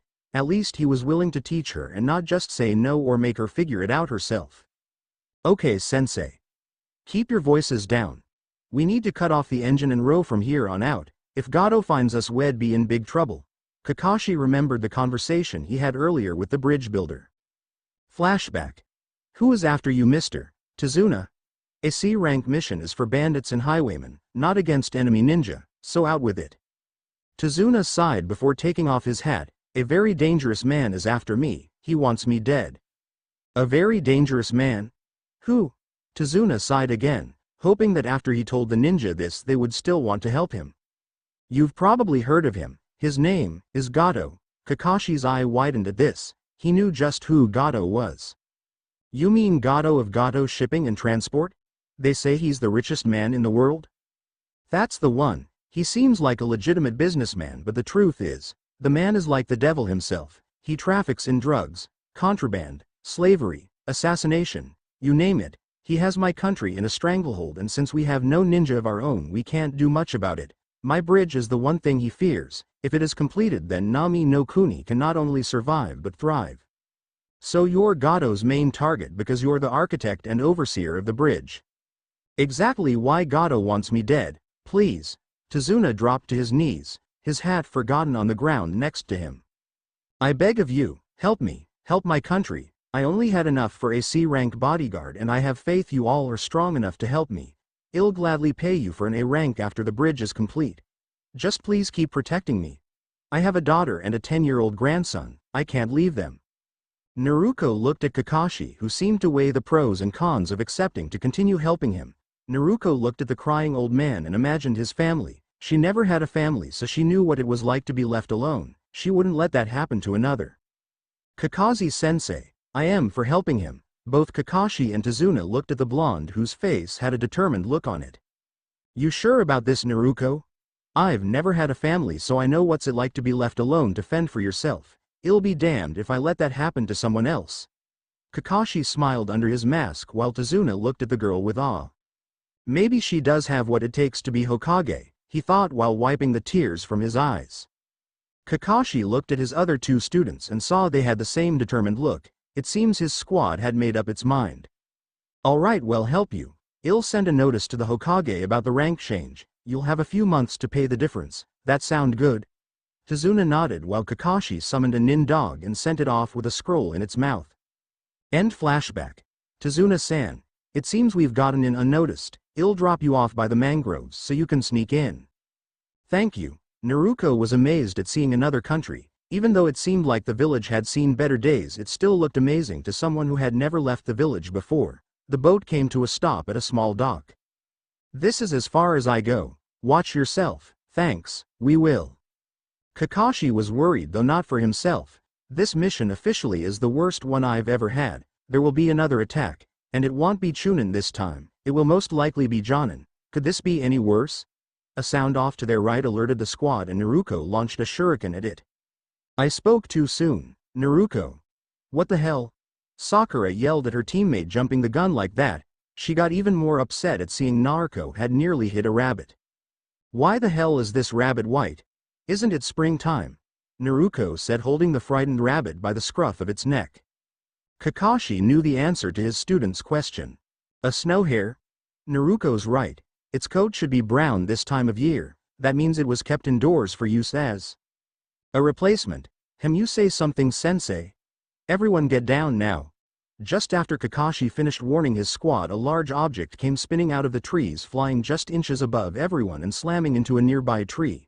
Atop the sword was a topless man with the same camouflage pants as the Demon Brothers, his lower face covered by bandages and his headband tied at an angle on his head. Well, Momochi Zabuza, the kid who ran away from Mizugakure. Naruko. Sasuke. Sakura, don't interfere with this. This guy is on a whole different level compared to you guys. Kakashi's opponent was silent as Kakashi reached for his headband. This may get a little rough. Kakashi of the Sharingan, I presume? I guess it would be too much trouble for you to just hand over the old man, huh? Kakashi of the Sharingan. So that's why he's called the copycat ninja. Naruko thought, now knowing that Kakashi probably was a bigger threat on her growth list than she originally thought. Squad. Assume the Manji battle formation. Protect Mr. Tazuna. All of you need to stay out of this fight. That's the kind of teamwork that will keep you alive. Now Zabuza. Kakashi lifted his headband, revealing the famous Sharingan eye, making Zabuza whistle. To face the legendary Mirror Eye so shortly after meeting you, this is an honor. I thought only the Uchiha had the Sharingan. Sasuke thought as his sensei and Zabuza stared each other down. When I was an assassin for Kirigakure, the bingo book had quite an entry on you, the man who is said to have copied over 1,000 jutsu, but enough chit-chat. I am on a very tight schedule and my orders are to off the old man, but it looks like I'll have to kill you first. In the blink of an eye, Zabuza and his large sword both vanished from the tree, only to reappear on top of the water. Is he walking on water? Sakura asked, fear evident in her voice. Kirigakure no jutsu. With that, a thick fog appeared and Zabuza vanished. If I recall correctly, Zabuza was master of the silent killing technique. I better warn my team. All of you stay on your guard. I haven't necessarily mastered the Sharingan eye yet. If you underestimate him, you can guarantee yourself a quick death. 8 points. The throat, spinal column, lungs, liver, the jugular vein, the subclavicle artery, the kidney, and the heart. So many choices. What vital, vulnerable place should I pick? Naruko looked and saw Sasuke was terrified, but she also felt a presence nearby her. She decided to do something about it. Asshole, snap out of it. Sasuke heard Naruko's voice and looked at her. Everyone jump. Sasuke, Sakura, Tazuna, and even Kakashi jumped up as Naruko slammed her foot on the ground, making the nearby area rumble like an earthquake and the ground beneath her become a small crater. Kakashi noticed Zabuza was off balance due to Naruko's attack, and he pressed his advantage by reappearing behind him, jabbing his kunai into his spine. A second Zabuza appeared behind Kakashi, which did not go unnoticed by Naruko. Sensei. Behind you. It was too late as Zabuza's weapon cleft clean through Kakashi, who melted into a puddle of water. A water bunshin? When was he able to copy me in this mist? Don't move, Zabuza, it's game over. Thanks for the shockwave, Naruko. Kakashi now had his kunai to Zabuza's neck. The blonde girl's got some strength, but do you really think this is over? You just don't get it, do you? It'll take more than copying me like some kind of monkey to defeat me. A lot more, but I gotta admit you were good. While the blonde girl screamed for everyone to jump, you made the clone, and while I was thrown off by the shockwave, you used my own Kirigakure technique to watch me. Too bad for you though. A voice came from behind Kakashi, making his eyes widen. I am not that easy to fool. The Zabuza Kakashi had cornered melted into a puddle. Shit. That asshole was a water clone too. Naruko wanted to help her sensei fight, but she knew this was a fight that was out of her league. Zabuza swung his sword in a wide arc, making Kakashi duck while the swordsman stuck his sword into the ground so he could swing his body and kick Kakashi away towards the water. Kakashi slammed into the water and for some reason found it much harder to move his limbs than normally. Why is this water so heavy? Gotcha. Suiro no Jutsu. Before Kakashi could escape, a large sphere of water surrounded him while Zabuza stood off to its side with one arm in the prison keeping it functional. Good luck getting out. That prison is inescapable. Now it's time to deal with the others. Mizu Bunshin. One of the destroyed water clones reformed itself, slowing, drawing its sword as it stared down the genin. You think you are a ninja just because you wear that headband? A true ninja is one who has taken lives with their own hands, has crossed and recrossed over the barrier between life and death. You're not ninja. You're not even good enough to be in my bingo book. Until that happens, you're just brats. Naruko noticed the clone vanished from sight. He's to your right. Duck. A weird voice came from the back of Naruko's mind. It sounded like a woman's, but she had no time to think about it as she did what the voice said and just barely ducked under a kick from the clone.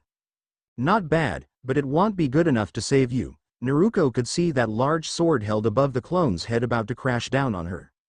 Roll to your left and throw a kunai at him. As the sword came down, time seemed to slow for the blonde-haired girl as she again listened to the voice rolling to the side while simultaneously drawing a kunai. As the sword came down impacting on the dirt, Naruko used her strength to fling the kunai at the water clone, watching as the knife pierced its chest, making it dissolve into another puddle. Naruko immediately flipped up onto her feet as Sasuke landed close to her. Naruko, Sasuke, Sakura, take Tazuna and go. This isn't a fight you can win. If he wants to keep me here, he can't leave the prison. Admirable Kakashi, but this ends now. Zabuza made a single hand seal and another water clone appeared on the edge of the lake. Before it could even do anything, a seemingly focused tremor ripped into it, revealing a grinning Naruko, who at the moment learned she could direct her strength thanks to the strange voice in her mind. Hey freak. What's life without eyebrows? Zabuza glared at the smiling blonde who cracked her knuckles. Got a new listing for your damn bingo book right here. A girl who's gonna be the first female Hokage. Uzumaki Naruko. Konoha Genin and head bitch in charge.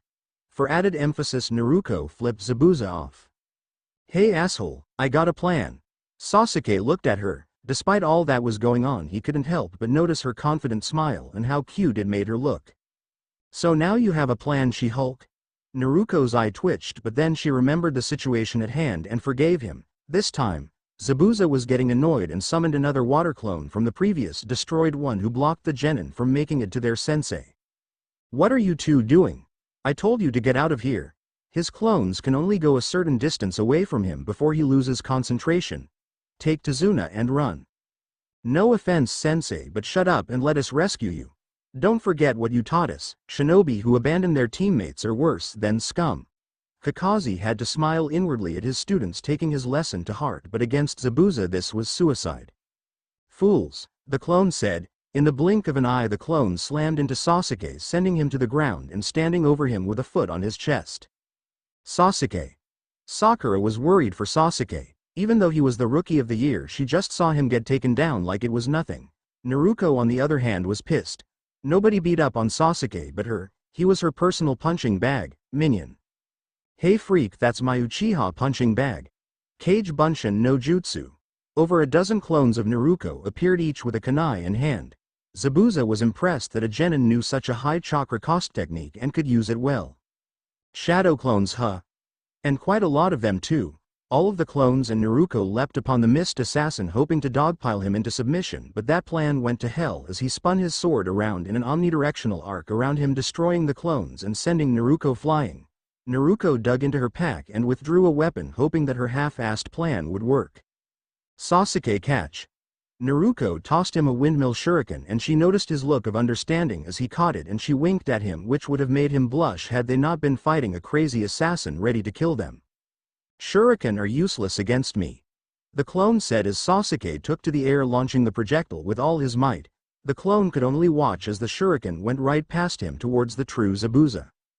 At least you were smart enough to target the real me, but it won't work, amateur, Zabuza said as he caught it, only to notice a split second later another one just under it. All three genin watched with anticipation as the second shuriken came closer and closer, though their hopes were dashed as the assassin simply jumped over the second one. As I said, still an amateur, Zabuza watched as the Naruko sitting on the ground flipped him off before vanishing in a puff of smoke. A shadow clone. Then where I hey asshole, amateur this. The second shuriken turned out to be the real Naruko, who threw another windmill shuriken at Zabuza, watching with a big grin on her face as he let go of the prison to dodge, and her grin grew even bigger as she saw she had managed to cut his cheek with her projectile. That little bitch. Just as Zabuza was about to launch the shuriken he had caught at her, he noticed it was stopped by something. He turned his head only to come face to face with Kakashi's Sharingan eye. Now Zabuza, it's game over. Kakashi-sensei. Sakura screamed, happy to see her teacher joining the battle once again. Naruko finally surfaced, coughing as she gasped for breath.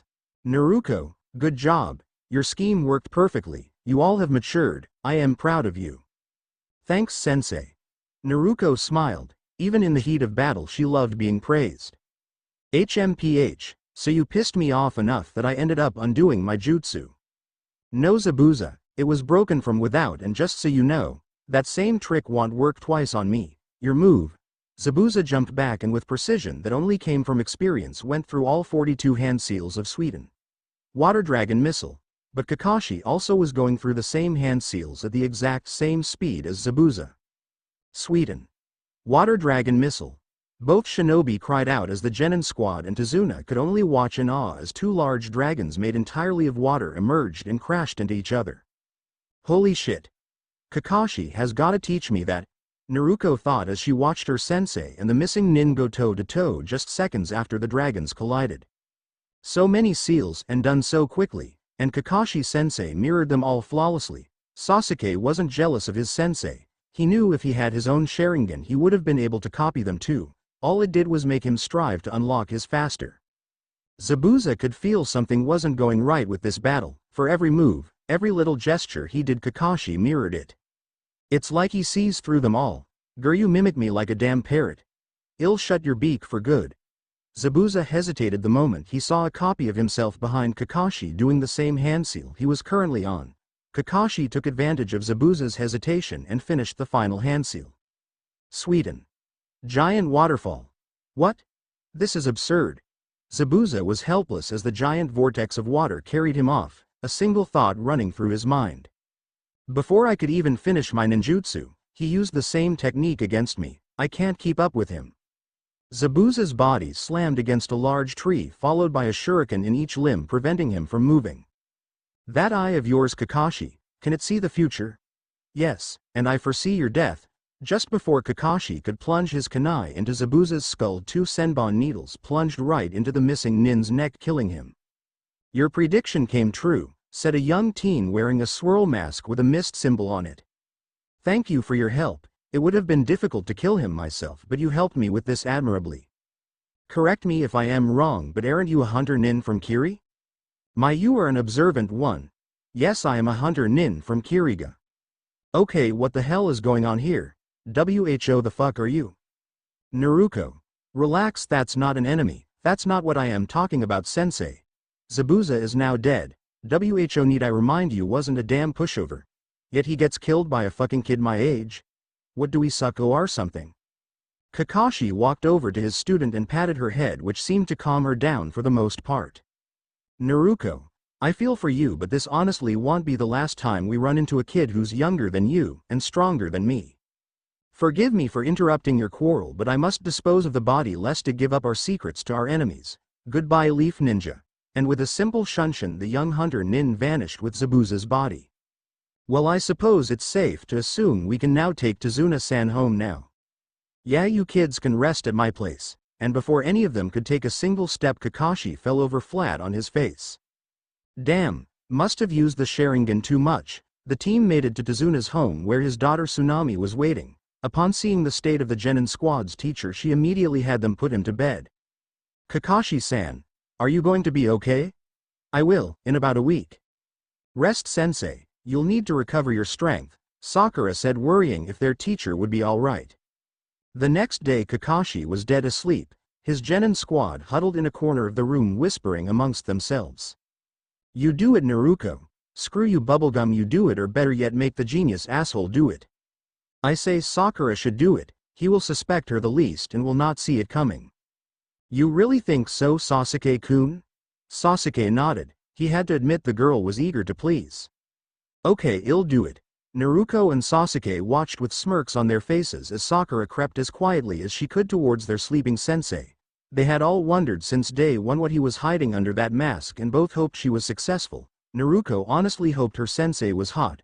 I mean, sure, she took her career as a kunoichi seriously, but damn it all, she was still a teenage girl, so she had every right to wonder if her teacher was a hunk under his mask. Sakura was inches away from grabbing her sensei's mask. Her breathing had quickened due to the chance of what her sensei would do if she were caught. Just a split second before her fingers could grab the stretchy material of his mask, his hand shot up and grabbed her wrist. Sakura, what do you think you're doing? His eyes weren't even open yet, he could tell it was her. In fact, she felt like his eyes were watching her underneath his eyelids, which creeped her out more than when his eyes slowly slid open, revealing his eyes actually were looking at her. Nothing, sensei. She tried to put on the most innocent look possible, which only got an eye smile from Kakashi. Well, since you have enough energy to try and remove my mask, perhaps I should start you guys with training. Naruko, at hearing this, was excited. Sweet. What are we gonna learn, sensei? The Shunshin? That badass water dragon attack? Ooh, I am so excited. Both Kakashi and Sasuke smiled at how girlish Naruko was acting. It was cute to see the normally tomboyish girl acting, well, girly. When we get outside, Naruko, I'll explain the training, but right now help me up please. Sure, sensei. As Kakashi led his students to a forest clearing, he was wondering something about the hunter Nin from the day before. He felt he was missing a very important detail, something very vital. Then it hit him. The hunter Nin didn't dispose of Zabuza's body immediately and used senbon needles to kill him, which were tools normally used for acupuncture. Well, I guess it's a good thing I am going to train you guys, since I just figured out Zabuza isn't really dead. All three of his genin looked at him wide-eyed while he simply smiled his eye smile and scratched the back of his head. There was a moment of silence in the clearing before Naruko broke it. Smooth, sensei. Very smooth. Kakashi just chuckled, ignoring his student's remark. So what are you gonna teach us, oh forgetful sensei? I am going to teach you to climb trees. His team looked at him like he was crazy. Without your hands. Now they definitely thought he was mad. Sensei, did Zabuza kick you a little too hard?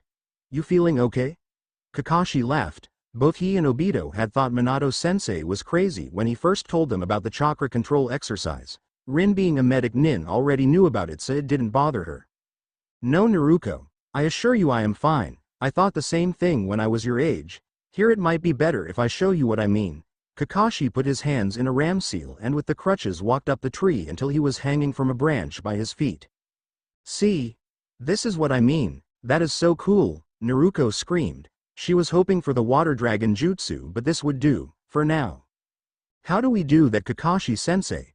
Sakura asked, knowing they needed to find out before Naruko charged the tree, which Sakura knew she would do to her impatience. I am glad you asked, Sakura. You need to channel chakra through your feet to allow you to stick to the tree.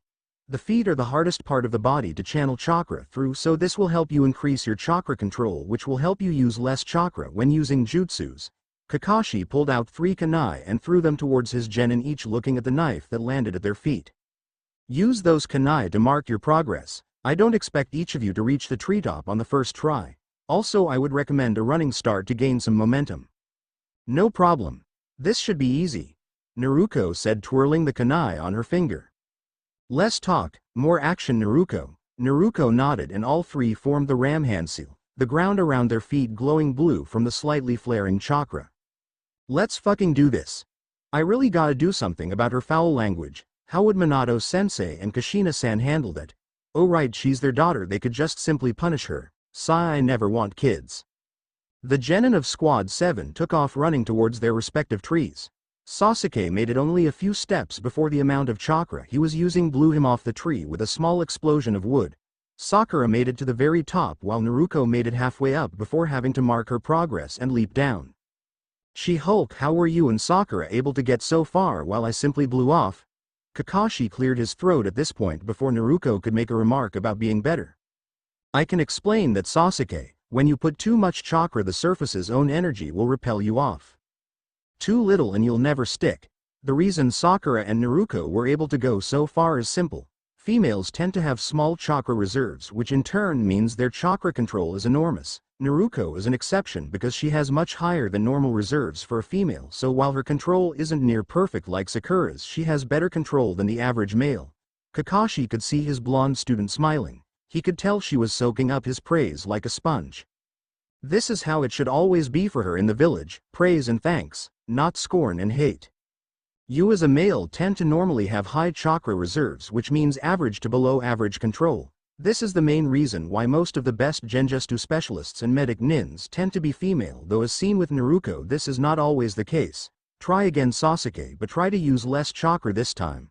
Naruko walked over to Sasuke and slapped his back. Don't worry asshole, you'll get it. I mean you were the rookie of the year. Sasuke would have smirked until he heard Naruko laugh. She had finally found something she was immediately better than Sasuke and was gonna rub this in his face as much as possible. Watching them from behind a tree was a young boy wearing a bucket hat, watching as the three ninja went about their training before walking away, the memory of a smiling man in his mind. Fools, they're wasting their time. In a hidden base up in the treetops of a forest in Wave, Zabuza was resting his body, his faithful tool Haku watching over him and trying to speed up his recovery. Haku, you have all the finesse of a butcher. Did you have to hit my neck?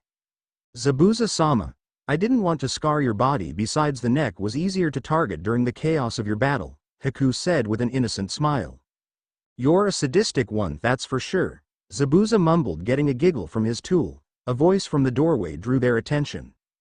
It seems ninja from Kiri are overrated, it seems. You got some nerve showing your face around here after taking a beating like that. Gato, a small pudgy dwarf of a man, stood there in his pressed suit with two samurai bodyguards flanking him. You can't even clean up for your miserable subordinates. The demon, yeah right. Zabuza kept quiet, though he palmed a kunai under the blanket covering him, knowing he would have no problem taking the dwarf's arm off if he so much as even thought about touching him. Both Gato's bodyguards reached for their swords only for Gato to motion for them to stop. Hold it, you two. So what, Zabuza? Got nothing to say for yourself? No last words? Slowly Gato reached for Zabuza's neck, inching closer and closer. Zabuza gripped the kunai in his hand and was about to swing before Haku grabbed Gato's arm and squeezed hard, breaking the pudgy mon's arm. You will not touch my Zabuza-sama. The look in Haku's eyes was pure cold-hearted murder. Gato's bodyguards both began to draw their swords, but in an instant their swords were in Haku's hands and the blades against their throats, drawing a small line of blood. You don't want to do that, not when I am angry. This kid is some kind of monster. Gato and his guards thought before moving away from Zabuza and Haku. Zabuza, there had better not be any more mistakes. Understood? If you fail again, don't even think you can come back here. All three left and for a minute no spoke. Haku, there was no need for you, I know, but it's too soon to finish him off. If we cause a commotion here, we'll have to run again, and besides, he doesn't deserve to touch you. Zabuza looked at the teen for a moment before snorting and trying to go to sleep. Sasuke couldn't understand it. He was an Uchiha, not only that he was the rookie of the year, so why was tree walking so damn hard for him? He glared at the tree, which he was sure was glaring back at him for all the foot-shaped holes and slash marks that were now in it. Sakura was allowed to go in to eat, while both he and Naruko weren't allowed until they made it to at least where Sakura had gotten. Naruko seemed to be doing much better than him, which also annoyed him. Sure, she tended to be better than him in taijutsu, mainly for the fact due to her super strength taijutsu against Naruko was suicide, but still he dominated her in everything else, until it came to chakra control, it seems. He looked over at his teammate, who was now doing some side stretches before she tried tree walking again. She had taken off her orange jumpsuit jacket and now he could see how well developed she was compared to the other girls in the class due to her black t-shirt hugging her body, which made Sasuke gulp and blush. Contrary to popular belief, the last Uchiha, like every growing adolescent male, was interested in females, but he was looking for a certain one. One that was strong enough to stand beside him, because while he would protect his wife from any threat, it wouldn't be good if she couldn't properly defend herself as well. Plus he still had to worry about Itachi possibly using his wife against him, so until his brother was dead he couldn't afford to be in any romantic relationship. He could hear Naruko mumble about hating her big boobs and had to look away so she wouldn't see his cheeks flush. Hey She-Hulk, what asshole? Naruko said, but her voice held no malice or anger. It was just simply her pet name for him, like She-Hulk was for her. Do you think you want some help with this? Sasuke nodded and Naruko had to hold in a squeal, laugh at seeing his cheeks blush.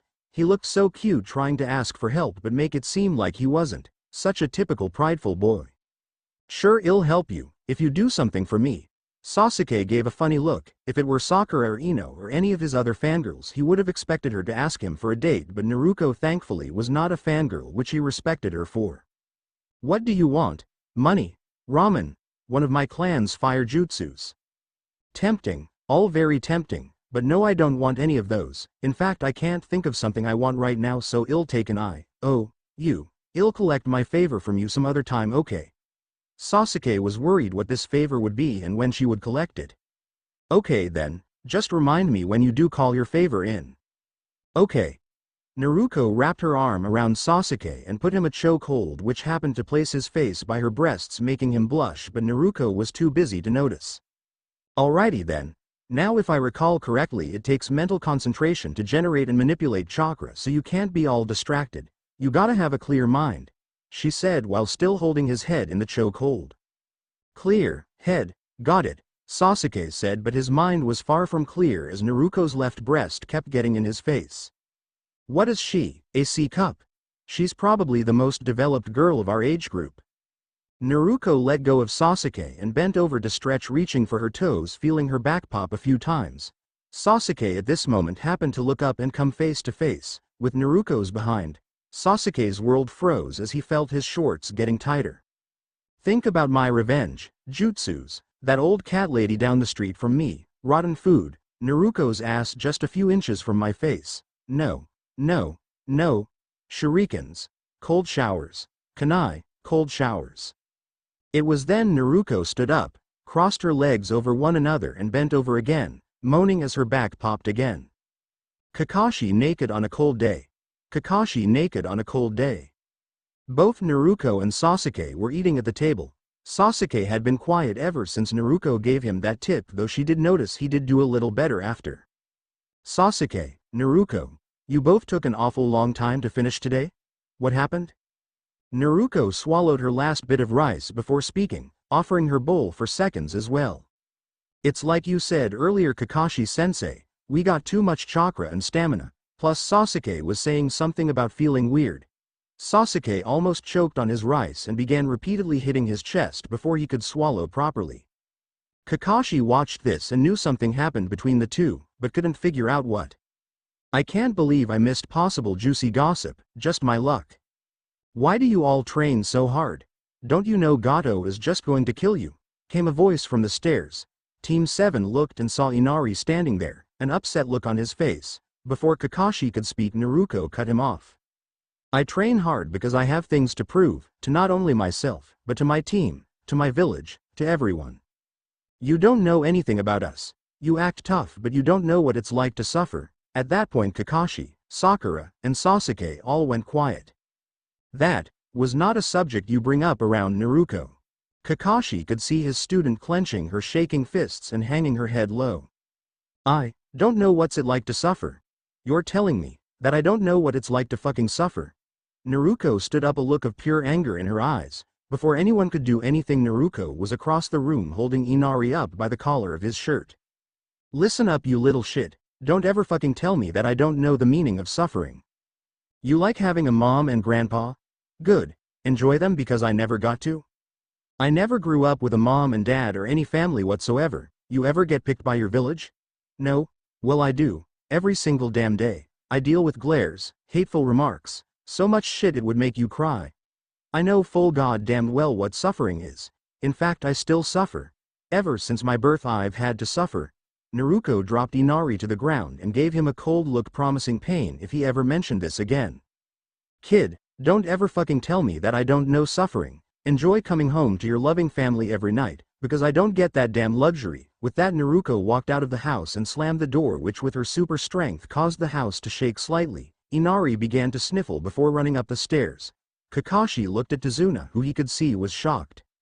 I am sorry, Tazuna-san, that is a very touchy subject for her.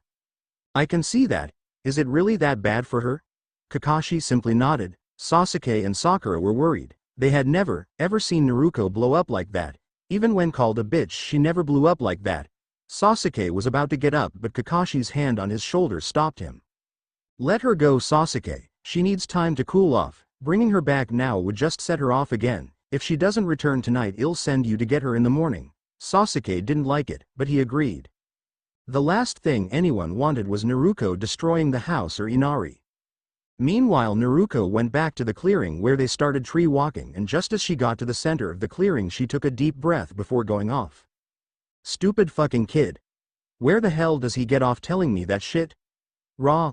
Naruko slammed her fist into a tree and completely shattered the trunk, a large cannonball-sized hole where thick wood once was.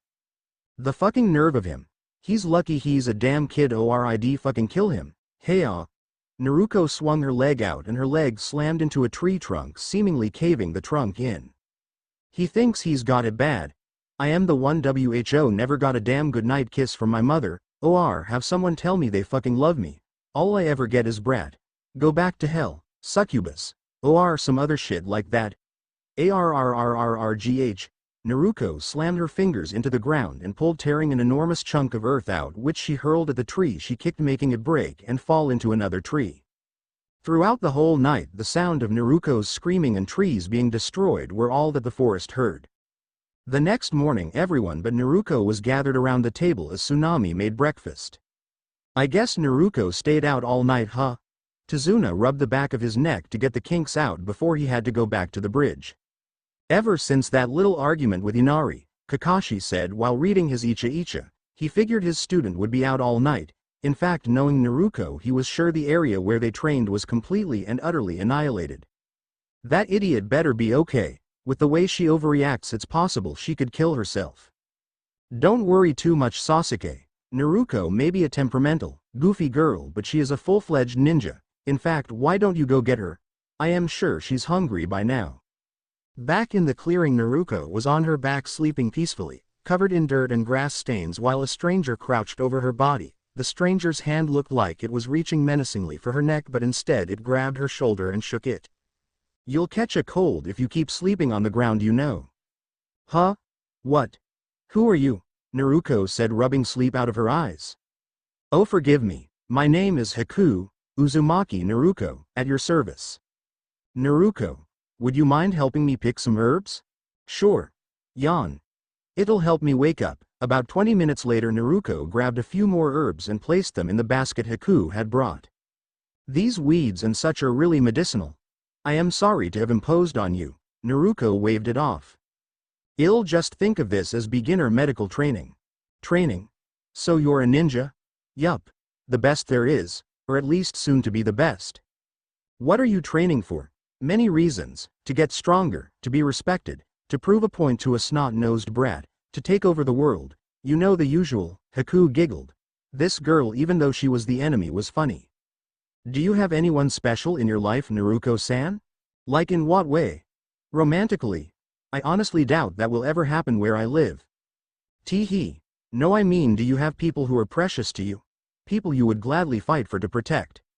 Naruko thought, and immediately Iruka, Old Man Hokage, Tuchi, Ayame, Kakashi, Sakura, and even Sasuke came to mind.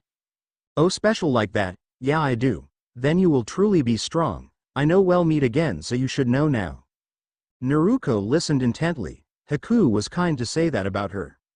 I am a boy. Naruko was stunned. No scratch that she was beyond stunned. In fact, she couldn't even find a word to describe how she felt. There was no possible way in hell this guy in front of her was not a girl. Hell, he was even girlier than Sakura, which said quite a lot. Haku giggled at Naruko's stupefied expression as he left the clearing. Naruko wasn't the first to think he was a girl and probably wouldn't be the last. As the mist ninja left the clearing he passed by Sasuke, who eyed him suspiciously. Hey She-Hulk, breakfast is ready. Kakashi sent me to get you. Alright, I am coming. How the world is an interesting place sometimes, don't you think?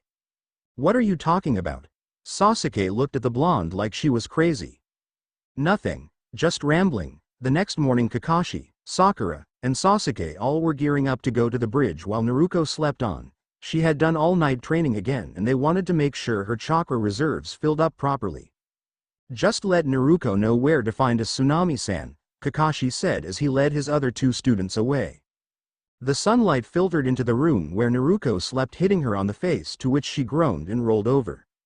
"Stupid son. Go the fuck away." A scream from downstairs alerted Naruko to danger, and she immediately got her sandals on, forgetting about her jacket. Silently she climbed out of the window in the room and made her way along the roof of the house, where she could see Tsunami being held hostage by two thugs wielding katanas, a frightened Inari about ready to charge them. "Stupid kid is gonna get himself killed." Pumping chakra to her legs, Naruko leapt off the roof, copying one of Guy's most infamous moves. Dynamic entry. Her foot collided with one of the thug's jaw, sending him flying off the pier and skipping across the water like a ragdoll. In the confusion, Naruko switched Tsunami with a log. "Naruko. Told you heroes exist, kid. We just tend to show up at the last second," she said with a thumbs up, to which the kid smiled. "You little shit. Can't you see I have a hostage? I didn't realize I was supposed to give a damn about a log." The thug looked down and saw he no longer had the boy's mother in his arms but a wooden log. "Now, unless you want to end up like your partner, I suggest you run." "You really think I am gonna run from a little shit like you?" The thug charged Naruko and swung his sword vertically, slicing through what he thought was Naruko but in reality was just another log. Naruko's fists both slammed into the sides of his head, knocking him out. "Inari, help me tie him up. His partner was knocked unconscious from my kick, so most likely he's drowned. Hurry, I need to get to the bridge. If these shitheads are here, then that means Gato is probably attacking the bridge." Both of them managed to tie the thug up, which Naruko tossed Inari a kunai and told him to keep his mom safe while she took off towards the bridge. Meanwhile, on said bridge, Kakashi was busy handling Zabuza again, while Sakura guarded Tazuna, and Sasuke was currently facing Haku in what appeared to be a dome of mirrors. "Damn, I knew I should have woken up Naruko. She would have fully recharged her chakra by the time we got here, and both Sasuke and I could use some help." Just as Zabuza was about to charge Kakashi, a lone kunai landed in front of him. He was about to ignore it until he saw the exploding tag attached to it. "Shit." Zabuza backed away just in time to avoid the explosion, which was accompanied by a loud voice. "Never fear, the head bitch in charge is here. She has the element of surprise and she ruins it. Only Naruko. Then again, she's not called the #1 unpredictable ninja for nothing." Sasuke could see Naruko had arrived and smirked. With her here, she could attack from outside while he distracted. "Hey asshole, I am here to save you," Naruko whispered in his ear. "So much for that plan. You She-Hulk have a very nasty habit of ruining plans, you know that?" "Oh shush asshole. Just be happy I care enough about you to want to save you. So what's up with the mirrors?" "He uses them to move at high speeds and pelt me with Senbon. My fire jutsus can't melt them, and while my Sharingan has finally activated, it's not fully matured, so I can't fully track him." "Okay. So how about I attack the mirrors while you keep him off my back?" "That was the original plan, only you were supposed to be outside of the dome." Both had to dodge as a barrage of Senbon came flying at them. "I am sorry, but it is time I end this." The Hunter Nin began going from mirror to mirror, making it hard for either to keep up. It was only until Sasuke saw another barrage of needles heading towards Naruko that he did something he never thought he would do. He pushed her out of the way and took the hit for her. Naruko looked up at Sasuke and saw he was riddled with needles and had a slight smile on his face. "Sasuke, you asshole. Why did you do it?" "Truthfully, She-Hulk, I don't know why. My body sort of moved on its own. Damn it, I can't die here. I still need to kill my brother. Do me a favor, Naruko, and survive. Survive and fulfill your dream." With that, Sasuke stopped moving, leaving a silent Naruko holding the last Uchiha. She may have called him an asshole and made it seem like she hated him, but she didn't. In fact, he was one of the few she could call a true friend. "Your friend died like a true shinobi, protecting someone that was precious to him." It was the Hunter Nin's voice that brought Naruko back to reality. Sasuke's killer was still alive. Her Uchiha punching bag. Her friend was dead in her arms because of him. "He will pay dearly," she thought as something inside her snapped and red chakra flowed around her body, changing her once blue eyes to a blood red, her already elongated canines into full fangs, and her nails into claws. "You'll pay for what you did to Sasuke. I'll fucking kill you." Haku was for once scared. This malevolent red chakra that surrounded the blonde girl was practically oozing killing intent. What chakra is this?" The red chakra seemed to coalesce into the shape of a fox's head above Naruko's body while looking at Haku. "Impossible. Her chakra is physically manifesting itself, and what an appalling chakra it is. Haku watched as the wounds inflicted on the blonde girl seemed to close on their own, steam rising off of them as they sealed shut. Her wounds, they're healing themselves. What on earth is she? Naruko looked over her shoulder at Haku, her bloodthirst evident in her eyes as she glared at the mask-wearing nin. Both Kakashi and Zabuza both felt the malevolent chakra that washed over the bridge. Is this Zabuza's doing? No. That power, so foul and evil, yet familiar, it can't be. Kakashi's eyes widened at his realization. This chakra I am feeling, something about it fills me with dread. Is this Kakashi's doing? No, it seems bigger than Kakashi somehow, but who is giving it off? Zabuza clenched his sword in his hand, tightly fearing an attack from all sides by whoever was emanating that powerful chakra. Naruko. Unbelievable, after all this time, has her seal begun to unravel? Has it broken? No, I can sense we're safe for now. It hasn't broken through yet, not completely, but the seal has slipped or cracked a little. I can feel its power bleeding through, which means I need to hurry. Listen up, Zabuza. I am a busy man and you're a busy man. We've both got a lot on our plates, so let's stop screwing around and wrap this up. One big move. Winner takes all? Kakashi pulled out a small scroll and unraveled it, smearing some blood from his earlier cut across the length of the scroll before rolling it back up and focusing chakra into it. An intriguing notion. What's left, Kakashi? Show me what you've got. Meanwhile, back in the dome, Naruko turned to face Haku and her face became a snarl as she crouched slightly. She's attacking. She's so bloodthirsty, completely different from the girl I met yesterday. Haku threw several senbon needles at the charging Naruko, who with a mere roar deflected them away from her. Haku used this chance to move to another mirror, completely surprised at what he just saw. She deflected them, without even touching them. Haku drew 3 senbon and charged towards Naruko, who merely punched the ground and sprung to the side, dodging the ice user's attack. I've got to make it to the next mirror. Before Haku could even try to make it, Naruko had grabbed a hold of his arm, squeezing with all her considerable might. This is bad. I can't withstand her chakra anymore. With a roar, Naruko crushed Haku's arm, making him lose focus for a moment, which is all she needed to punch him in the face, sending him through one of his mirrors, which made him break the justice, making the other mirrors shatter as well. Naruko took off once she saw the hunter nin get up, charging towards him with the intent to finish him off. She would have succeeded too had the mist nin's mask not shattered, revealing the boy she had met the previous day. You're that boy from yesterday. Naruko's features went back to normal as the fox's chakra dissipated from her body. Why did you stop? I murdered your comrade, your friend, someone you care about, and you still spare me? Naruko looked over and saw Sasuke's needle-ridden body, which caused her to follow through with her punch, sending Haku to the ground. What happened to all that power from before? You can't hope to kill me with that force you put behind that punch. Finish me off. Zabuza-sama has no use for a weak shinobi. Why waste all that devotion on such an asshole?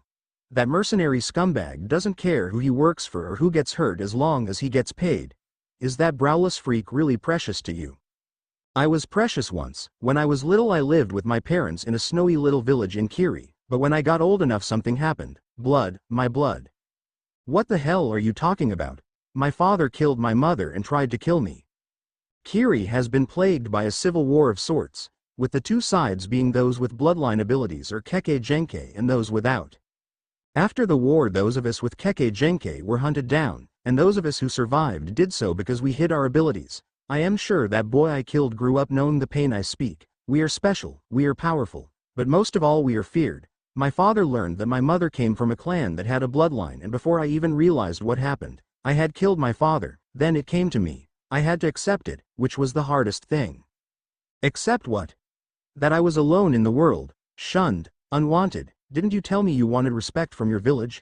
If someone, just one person, not only did that but acknowledged you, even cared for you, wouldn't that one person become the most precious person in the whole world to you? At that moment an image of Iruka flashed through Naruko's head. Zabuza-sama adopted me, knowing who I was and what I was. The very thing people hated me for, he didn't. In fact, he cherished it. He wanted it. I was so happy. Naruko, please, take my life. Kakashi flipped through hand seals while still holding the scroll before slamming it down on the ground. Kachiyose no Jutsu. Doden. Suiga no jutsu. That posturing will get you nowhere, Kakashi. I have you completely in my spell. A small sound alerted Zabuza as several ninja dogs erupted from the ground, each biting him to hold him in place. When your eyes and ears fail you, you can always follow your nose. This jutsu is specifically made for tracking. It's why I went out of my way to bleed during our little bouts. My nin pups have your scent. The fog is lifting and your future is clear. Your future is death. Ha! I've had enough of your bluffs, Kakashi. Who's bluffing? You're going to die one way or another. You're willing to let waves suffer to advance your own ambitions. That is not what a true shinobi does.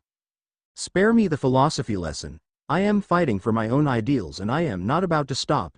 Kakashi flipped through 3 hand seals before his right hand became covered in lightning chakra. Your future is death. What are you waiting for, Naruko? Okay, I get it, you don't like losing, but wanting to die just because I beat you is crazy. There is more to you than just fighting. Your boss has to like you more than just that, right? Naruko, the day I met you in the forest I was thinking we were the same. Surely you can understand. I am sorry you have to bloody your hands. Is there no other way? No, Naruko, there isn't. I hope you make your dream come true. Sasuke, he had a dream too. I just wish we had met some other way, someplace else. We could have been friends, you and I. Naruko pulled a kunai out and charged towards Haku. Thank you, Naruko. You're going to be very strong one day. Just before Naruko made it to Haku, he sensed something was wrong with Zabuza and caught Naruko's hand. I am sorry, Naruko, but I can't die just yet. With his lone hand, Haku flipped through hand seals and conjured a mirror and vanished. Haku. Kakashi charged towards Zabuza, intent on thirsting his rakery through him, to find that his hand was now through the young hunter nin Haku. Zabuza s. Sama, well, Kakashi, you said my future was death, but it seems you were wrong again. Naruko could see figures in the mist and rushed towards them, only to see Kakashi's hand through Haku's chest. Zabuza grabbed his sword and swung it towards Kakashi, who shunshined away with Haku's body, where he laid it down and closed his eyes. So it seems you were able to get away just because poor Haku was already dead. That bastard. Naruko was about to charge Zabuza when Kakashi's voice stopped her.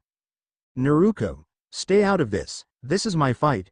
Naruko, you're alive. Naruko turned to see Sakura guarding Tazuna. Oh shit, Sakura, this won't end well. What about Sasuke? Naruko's silence plus her frown didn't sit well with Sakura, who froze as if her whole world was now shattered. Kakashi was listening in, and when he didn't hear Naruko respond to Sakura's question, he knew what it meant. Don't let yourself get distracted, Kakashi. Zabuza charged Kakashi, who ducked low and kicked him in the gut, knocking the breath out of him. Sakura-san, I'll stay with you, so you're not disobeying your sensei. Both Sakura and Tazuna ran past Naruko, who kept her head down and was shaking, her fists clenched tightly. Sakura and Tazuna both saw Sasuke's body covered in needles. Sakura felt his body and it felt so cold. Tazuna could see the girl was fighting to hold it in. It's okay to let it out. There are times when you just have to cry. Don't hold it in for my sake. Sakura was silent for a moment before she spoke. I used to always get perfect scores on my tests. One of these tests had a question: what is rule number 25 of shinobi conduct? And like always I simply answered it. No matter what happens, a true shinobi must never, ever show their emotions. The mission is the only priority. Carry that in your heart and never ever shed a tear. Sakura broke down, tears of sadness dropping on Sasuke's face. So this is what a shinobi is. How horrible it is, to make children go through that, Tazuna thought as he watched the pink-haired girl cry over her teammate.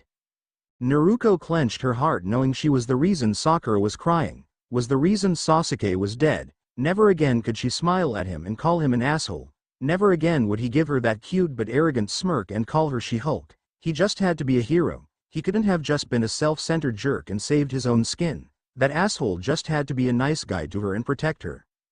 Zabuza couldn't understand it. Kakashi was batting him aside like he was a pest, and try as he might to hit him, he couldn't seem to land one blow on the copy nin.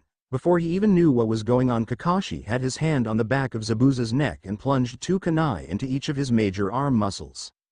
There, now you can't use either arm. A voice from the end of the bridge caught all their attention.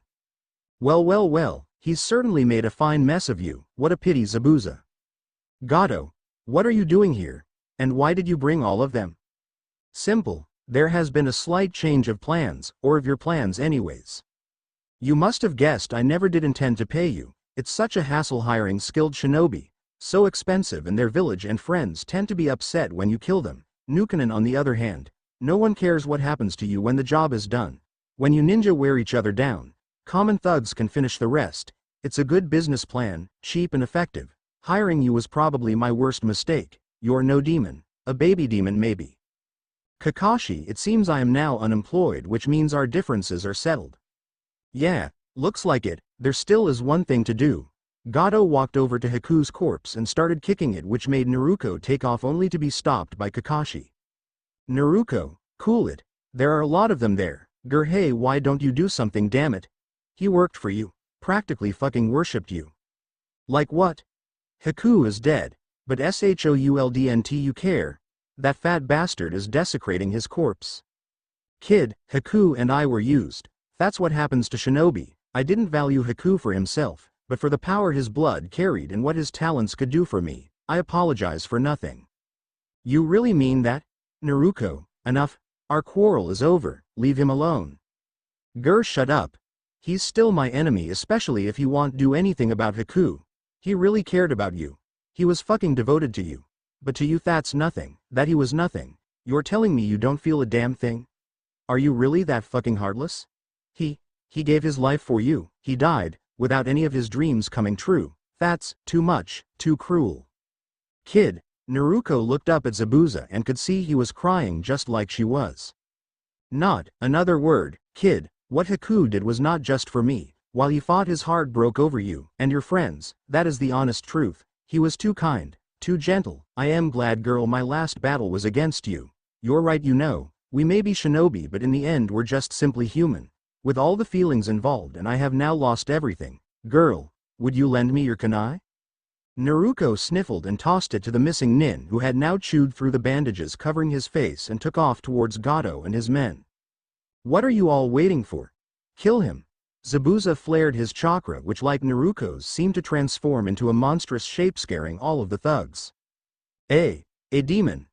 Gato thought he was safe behind his men until he saw Zabuza slaughtering them all with just a kunai in his mouth, taking swords, picks, and other weapons in his back. Gato could only watch in horror as Zabuza stabbed the kunai into his chest. Why won't you die?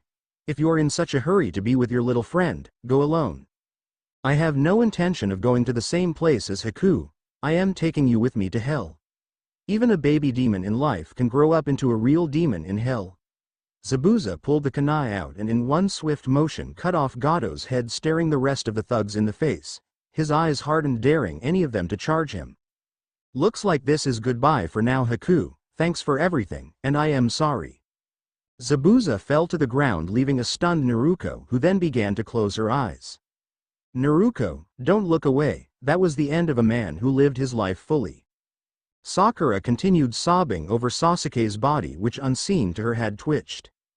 Sakura, your arm is heavy. Sakura blinked once, then twice just to make sure it wasn't a dream. Sasuke really was alive. Sasuke. Sasuke. Sakura, you're hurting me. Oh, I am sorry.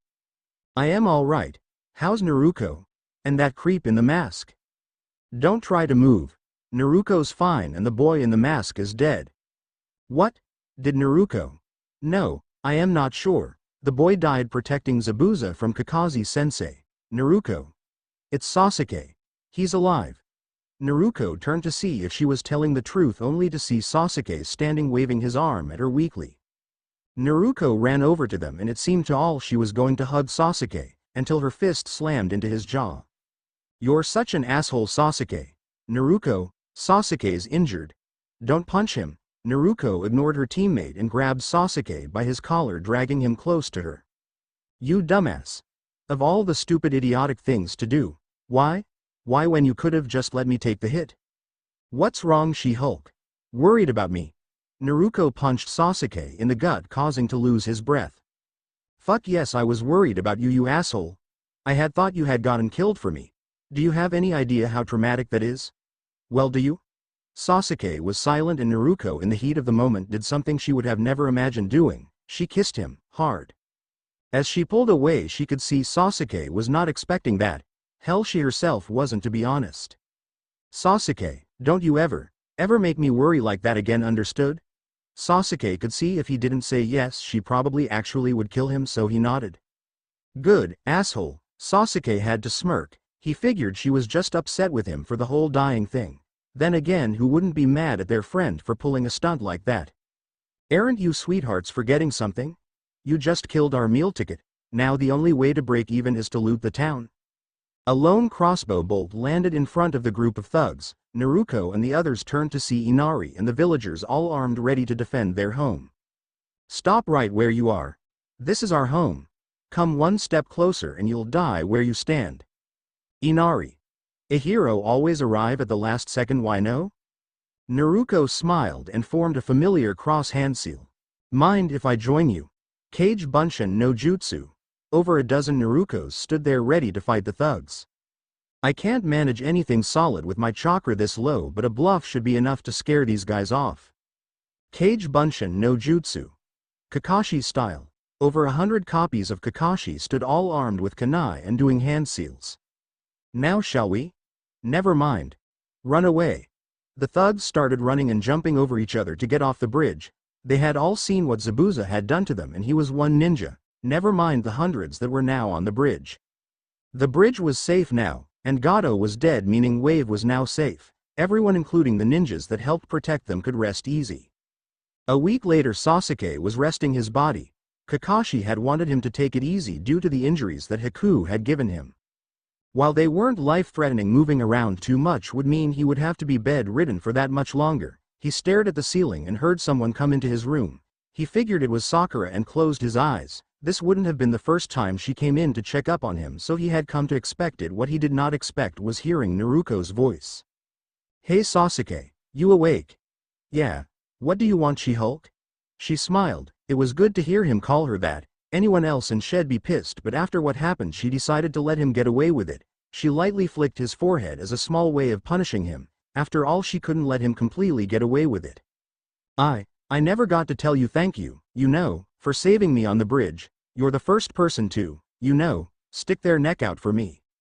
This is really hard for you, isn't it, She-Hulk?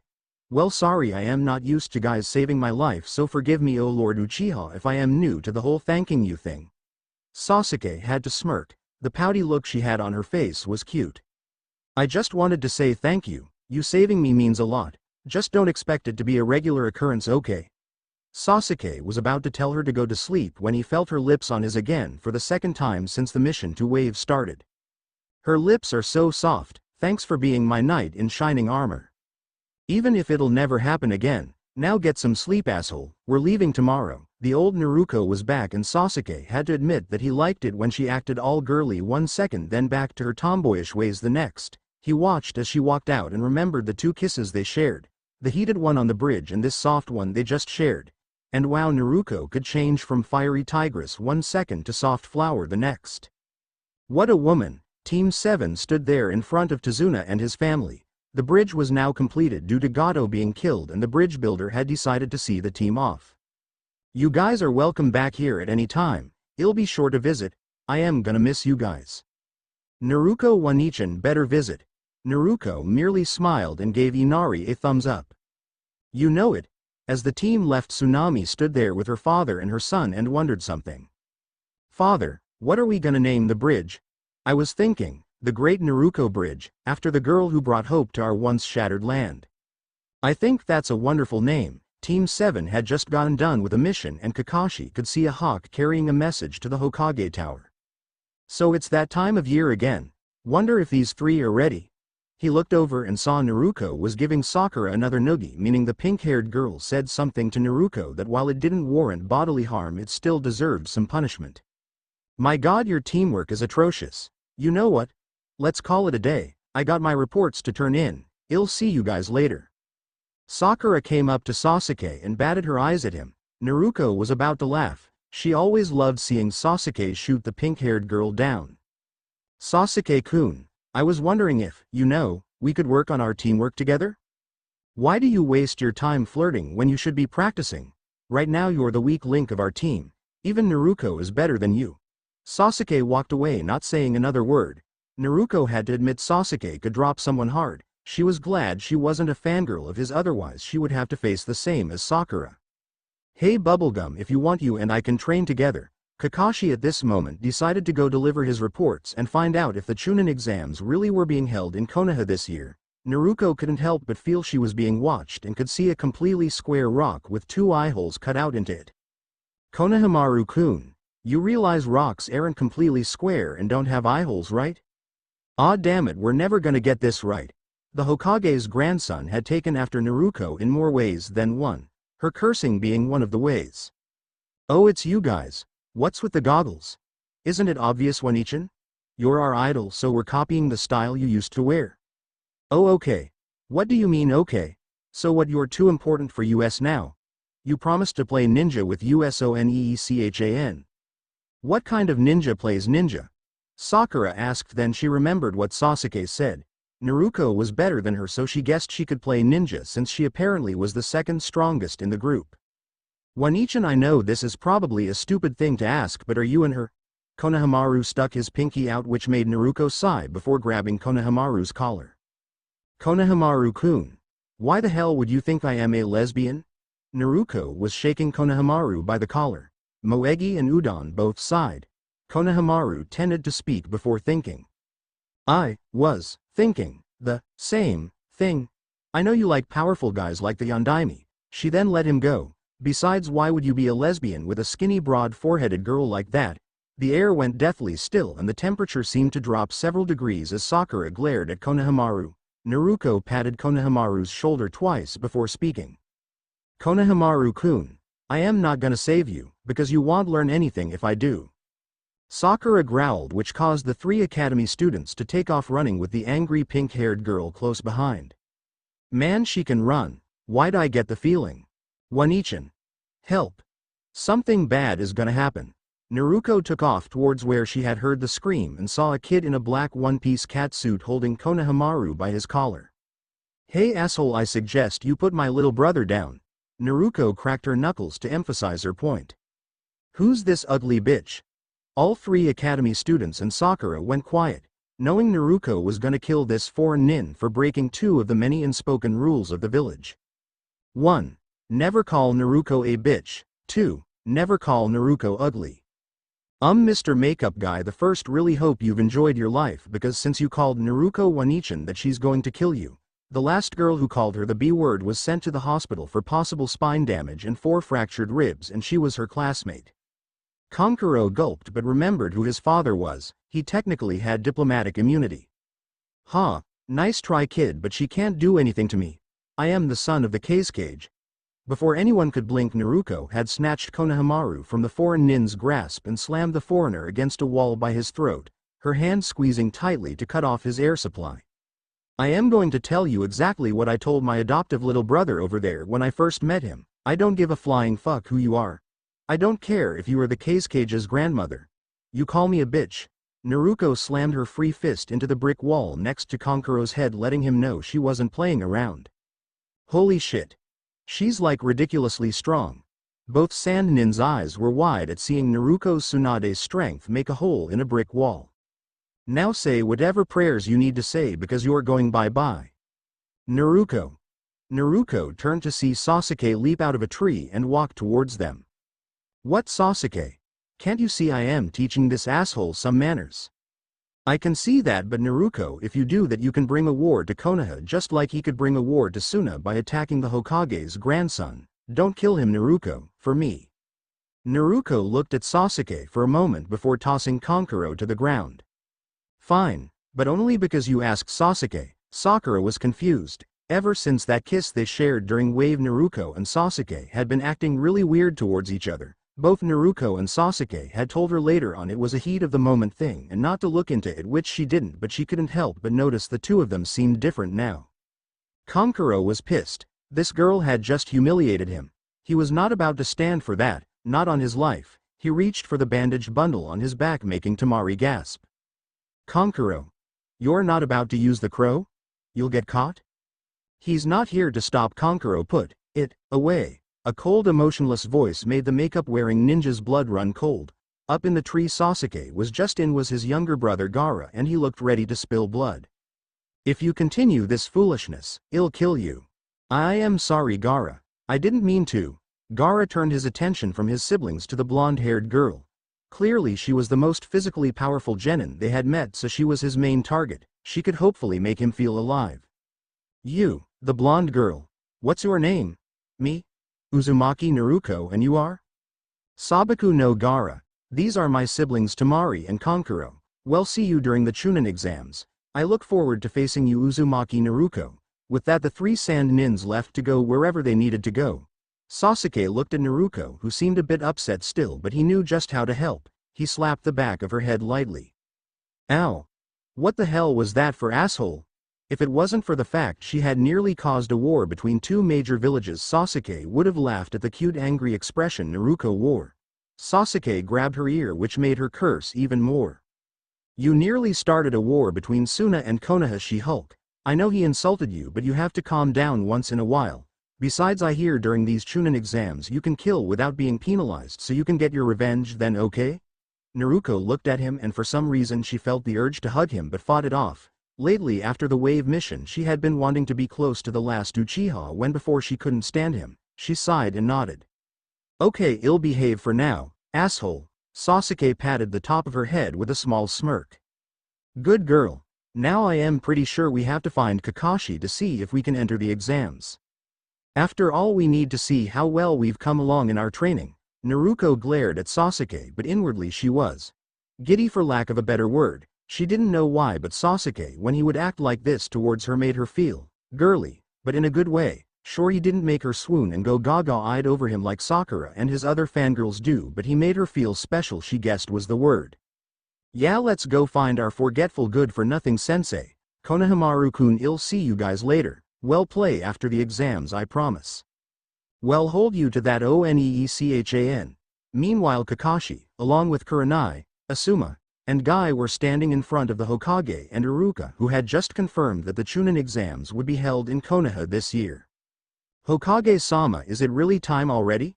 Kakashi was honestly wondering if his team was ready and ignored everyone else's questions. 1 week from today, to make it completely official, I hereby announce 7 days from now, on July 1st, we will begin conducting the Chunin examinations. Now then, I'd like to hear first from those who are overseeing our newest genin, senseis Kakashi, Kurenai, and Asuma. Tell us, do any of you recommend your teams for this? Everyone in the room was silent before Kakashi spoke up. Squad 7, led by Kakashi, consisting of Uchiha Sasuke, Uzumaki Naruko, and Haruno Sakura. I vow upon my clan's honor that all three are ready for the exam. Iruka was stunned, but it was Kurenai and Asuma also vouching for their squads that really blew him away. It's surprising that all three of you unhesitatingly nominated them. Now wait just a moment. Yes, Iruka? Hokage-sama, if I may speak freely? Sarutobi nodded towards the instructor. Forgive me if I am overstepping any boundaries, but most of those students just named were students in my class at the academy. I admit they are all gifted and show both commitment and talent, but it's too early for them to take the exams. Only with time will they have the experience and maturity the exams require. Iruka, I was 6 years younger than Naruko when I took the exam. Naruko's not like you. Do you want to destroy them? Naruko gripes about every detail of every mission. She wants to be like her father figure, you. Even if I told her no, she'd still want to take the exam. I am sorry if my recommendation upsets you, but I stand by it. Iruka was quiet upon hearing Naruko saw him as her father figure. He knew he was important to her, but he didn't figure he was that important. They're not your students anymore, Iruka. They are soldiers under my command. Kakashi is right, Iruka. Now Guy, I am assuming you'll be entering your team this year? Hi Hokage-sama. My youthful team is ready to bring pride to the Hidden Leaf. And now that my hip rival Kakashi has taken a genin squad, we can finally see WHO as the better teacher, right Kakashi? Guy did a nice guy pose at Kakashi, who merely scratched his chin. You say something, Guy? Arg, curse you and your hip attitude, Kakashi? The next day Team 7 was a little upset. All day yesterday they couldn't find Kakashi, and once again, he was 3 hours late for their team meeting. Morning, you guys. I kinda got lost on the road of life. Can you at least fucking pretend you're sorry? Kakashi dodged a small rock thrown by Naruko, though small for her was apparently baseball-sized for him. Yeah, liar. While Sakura didn't agree with throwing such a large rock at their teacher, she did agree he could at least pretend to be sorry for being so late. Sigh, sensei, help me curb your daughter's foul mouth somehow please? I beg you. Well, I got a surprise for you three. I've recommended you three for the Chunin exam. Hell yeah. Isn't this great, asshole? Naruko grabbed Sasuke in a chokehold and Kakashi could see the Uchiha heir blushing as Naruko, due to the hot weather, decided not to wear her orange jacket, which left her in her normal tight black t-shirt. Oh, the blackmail he now had on the last Uchiha, and now he at least knew the Avenger was interested in not just revenge. He pulled out 3 applications and handed them to his team. Here, fill them out and turn them into room 301 at the academy by 4 o'clock tomorrow afternoon. You don't have to compete if you don't want to. The choice is yours. Thank you, Kakashi-sensei. I love you. The blonde-haired girl leapt onto her sensei and kissed his cheek, which for some reason made Sasuke glare, which did not go unnoticed by the Jonin. Oh yeah, something definitely happened between those two in Wave Country. Oh, I am getting so much blackmail on you, Sasuke. Naruko, get off. You're embarrassing me. The next day Naruko walked up to the academy to see Sakura and Sasuke waiting for her. The weather was again too hot, so she had tied her jacket around her waist. Well, I am here, let's go. Calm down, she hulked. Naruko pulled her eyelid down and stuck her tongue out at him. Eat me, asshole. Naruko, you really need to watch that mouth of yours. What's going on over there? Naruko looked and could see a bunch of genin crowding around a door and heard a punch being delivered. Is someone as talentless as you really planning on taking the Chunin exam? Why bother? Bunch of wet behind the ears brats, you said it. Please, we're begging you, let us in, a bun-wearing girl said. Naruko perked up at hearing her voice.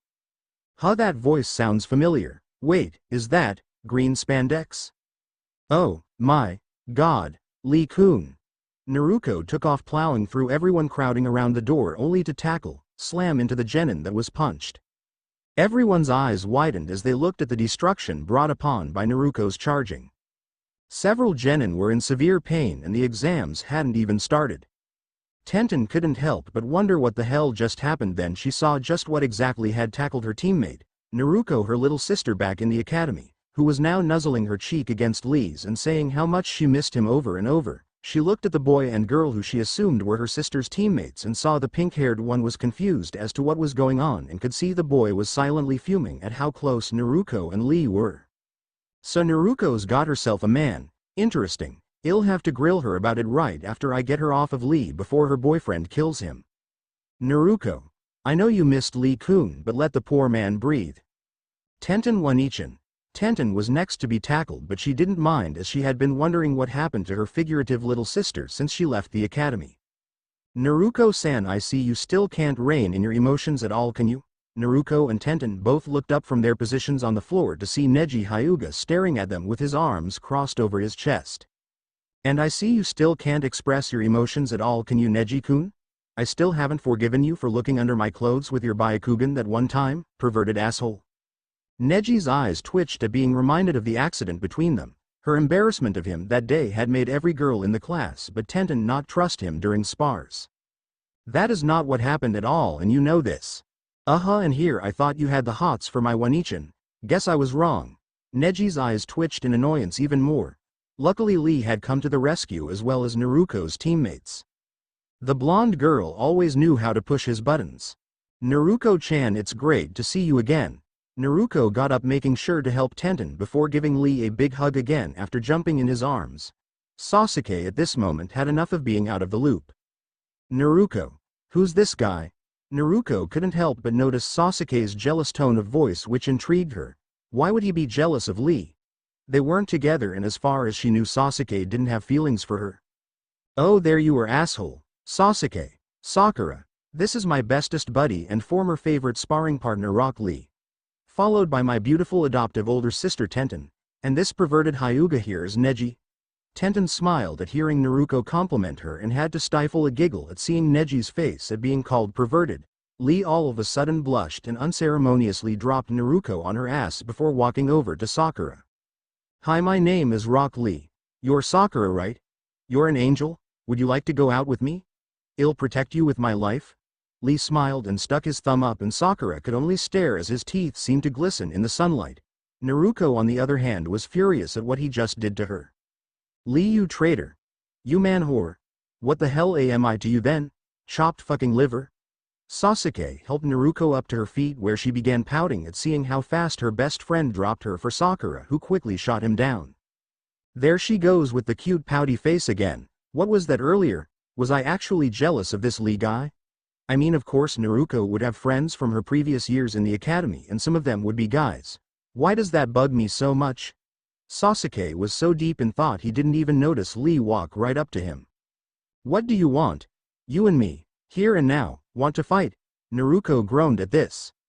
Lee-kun, you're not still on that whole a genius can be defeated by a dead last thing, are you? That's gonna get you killed one day. Just promise me you won't harm my asshole too much, okay? I kinda need him for the exam, and you wouldn't want me to be at a disadvantage, would you? Naruko batted her eyes at Lee, who blushed before stammering a no. Don't worry, Naruko-chan. I promise I will not harm your teammate too much. Naruko smiled before kissing Lee's cheek, making him blush more. Good, he's also a good lackey and owes me a favor, so I need him for that too. Lee smiled his nice guy pose at her. Sasuke was upset. Naruko seemed too friendly with this Lee guy, and he didn't like that for some reason. It was time to put this guy in his place. Let's go. The two teams made their way to a large empty area just below the room they were supposed to go to for their exam, and Sasuke and Lee stepped towards the center. I am calling you out, Uchiha Sasuke. I want to test the effectiveness of my techniques against the last surviving member of your legendary clan. Besides, Lee looked over at Sakura and winked, which made Naruko growl. Can't believe Lee-kun considers me second to bubblegum. So Naruko, you and the Uchiha, huh? Tenten whispered. What are you talking about?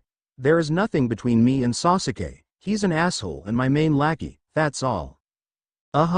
Yet you called him your asshole when you told Lee to go easy on him, plus you saw how jealous he is of you and Lee.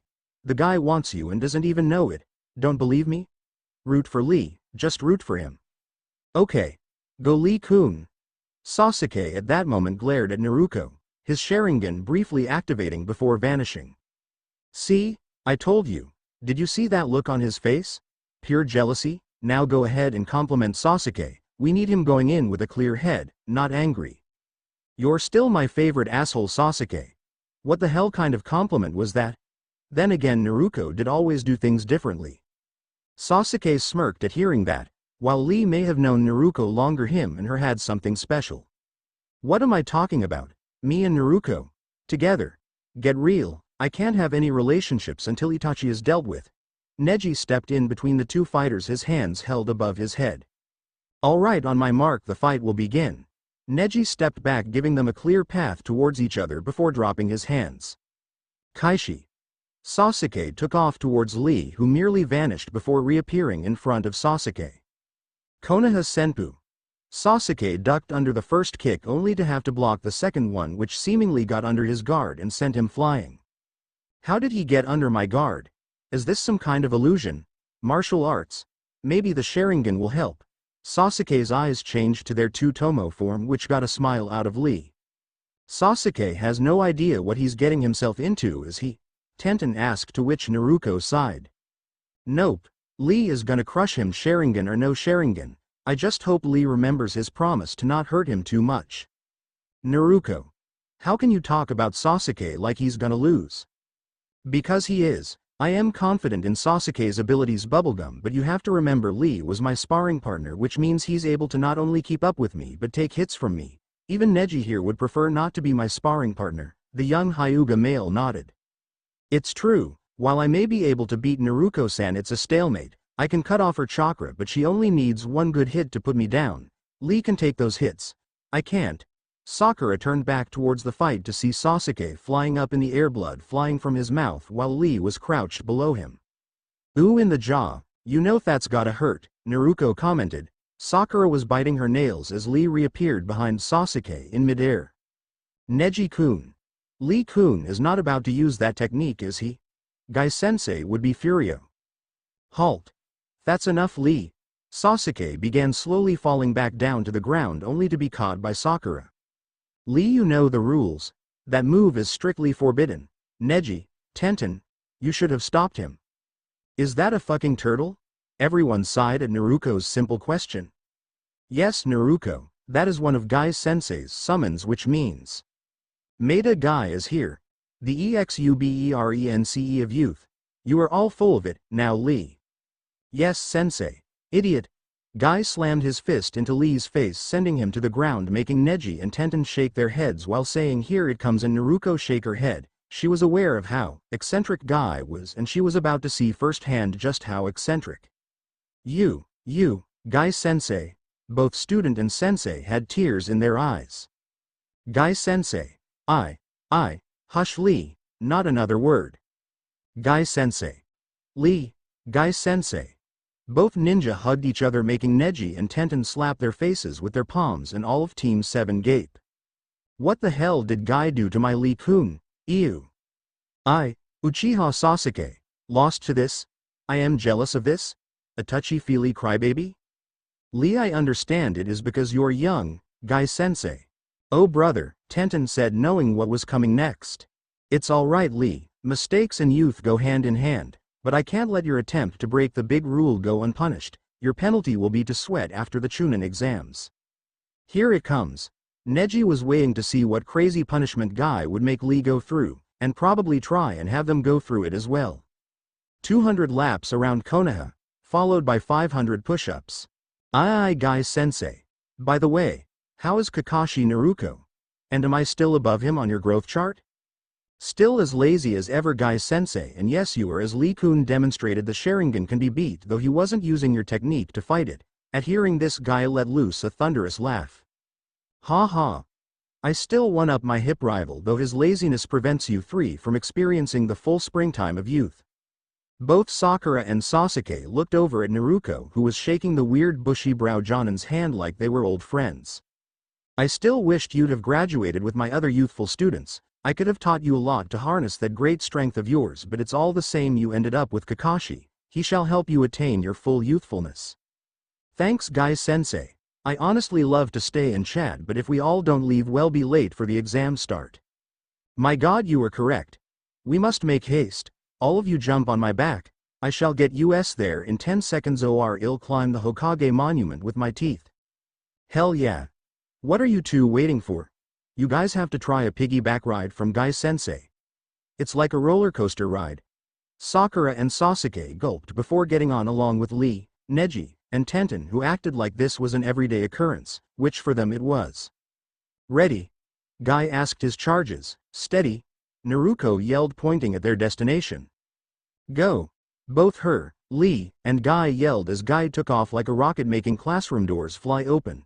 Paper flyers fly off the walls, and some lockers open from the sheer force of Guy's speed.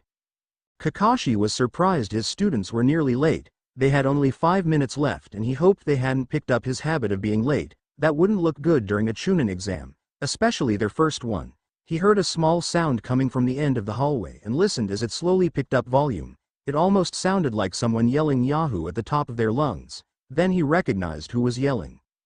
Naruko, and he had an idea what the green blur his team was on was. His suspicions were confirmed as the green blot came to a stop in front of him, leaving dust, flyers, and various other things flying around them. Kakashi almost laughed at seeing Sakura's hair all messed up from the speed Guy was moving at. Naruko. Lee, time me. 9.8 seconds, sensei. Ha ha ha, victory. The springtime of youth is with us this day. Kakashi watched as Guy's other two students shook their heads at their teacher's childishness. He could see Naruko was happy while Sasuke looked nauseous and Sakura looked like she had no idea what had just happened.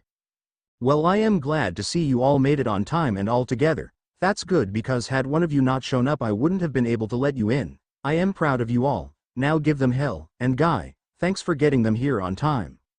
It is all right, my eternal rival. I had to make sure my other students made it as well. Now let our youthful students proceed while we take care of our plans for the rest of the exam. As Team 7 and 9 walked in, both of them all were surprised at how many people were there waiting. Wow, you said it, Naruko-chan. Sasuke-kun. Where have you been, cutie? Ino pig. Get your hooves off of Sasuke. Naruko knew if she left this up to Sakura, Ino would win this little duel. Time to bring in the big guns.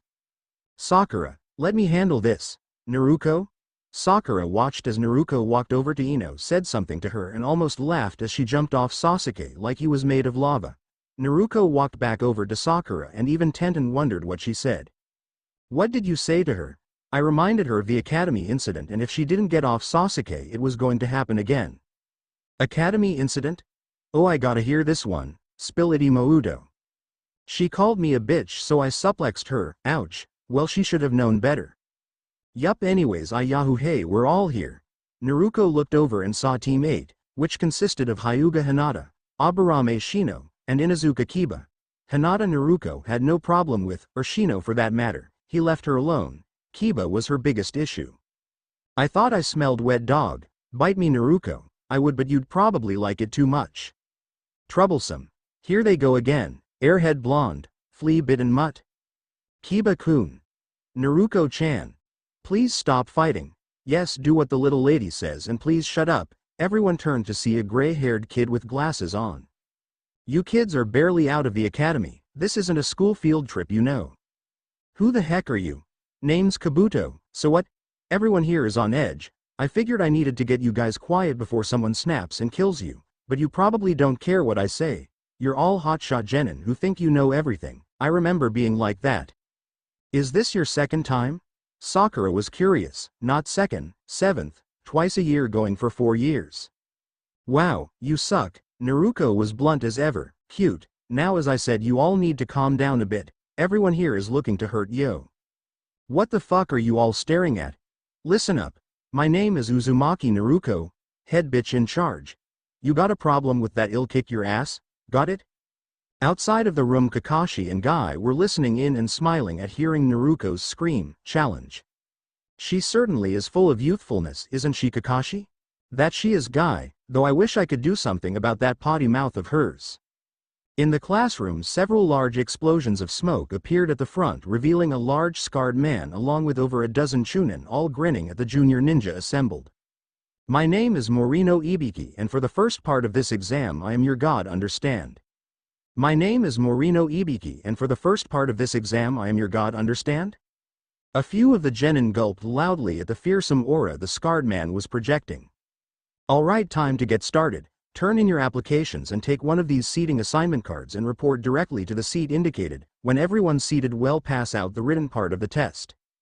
Naruko made a small sound and everyone looked at her. She took a deep breath and it seemed like she was calming herself, until she screamed out loud. A paper test? What the fuck? Naruko, after sitting down at her assigned seat, groaned and slammed her head down onto the table, cursing her luck. Of course it had to be a fucking paper test. Couldn't be an arm wrestling match, no. It had to be a damn paper test.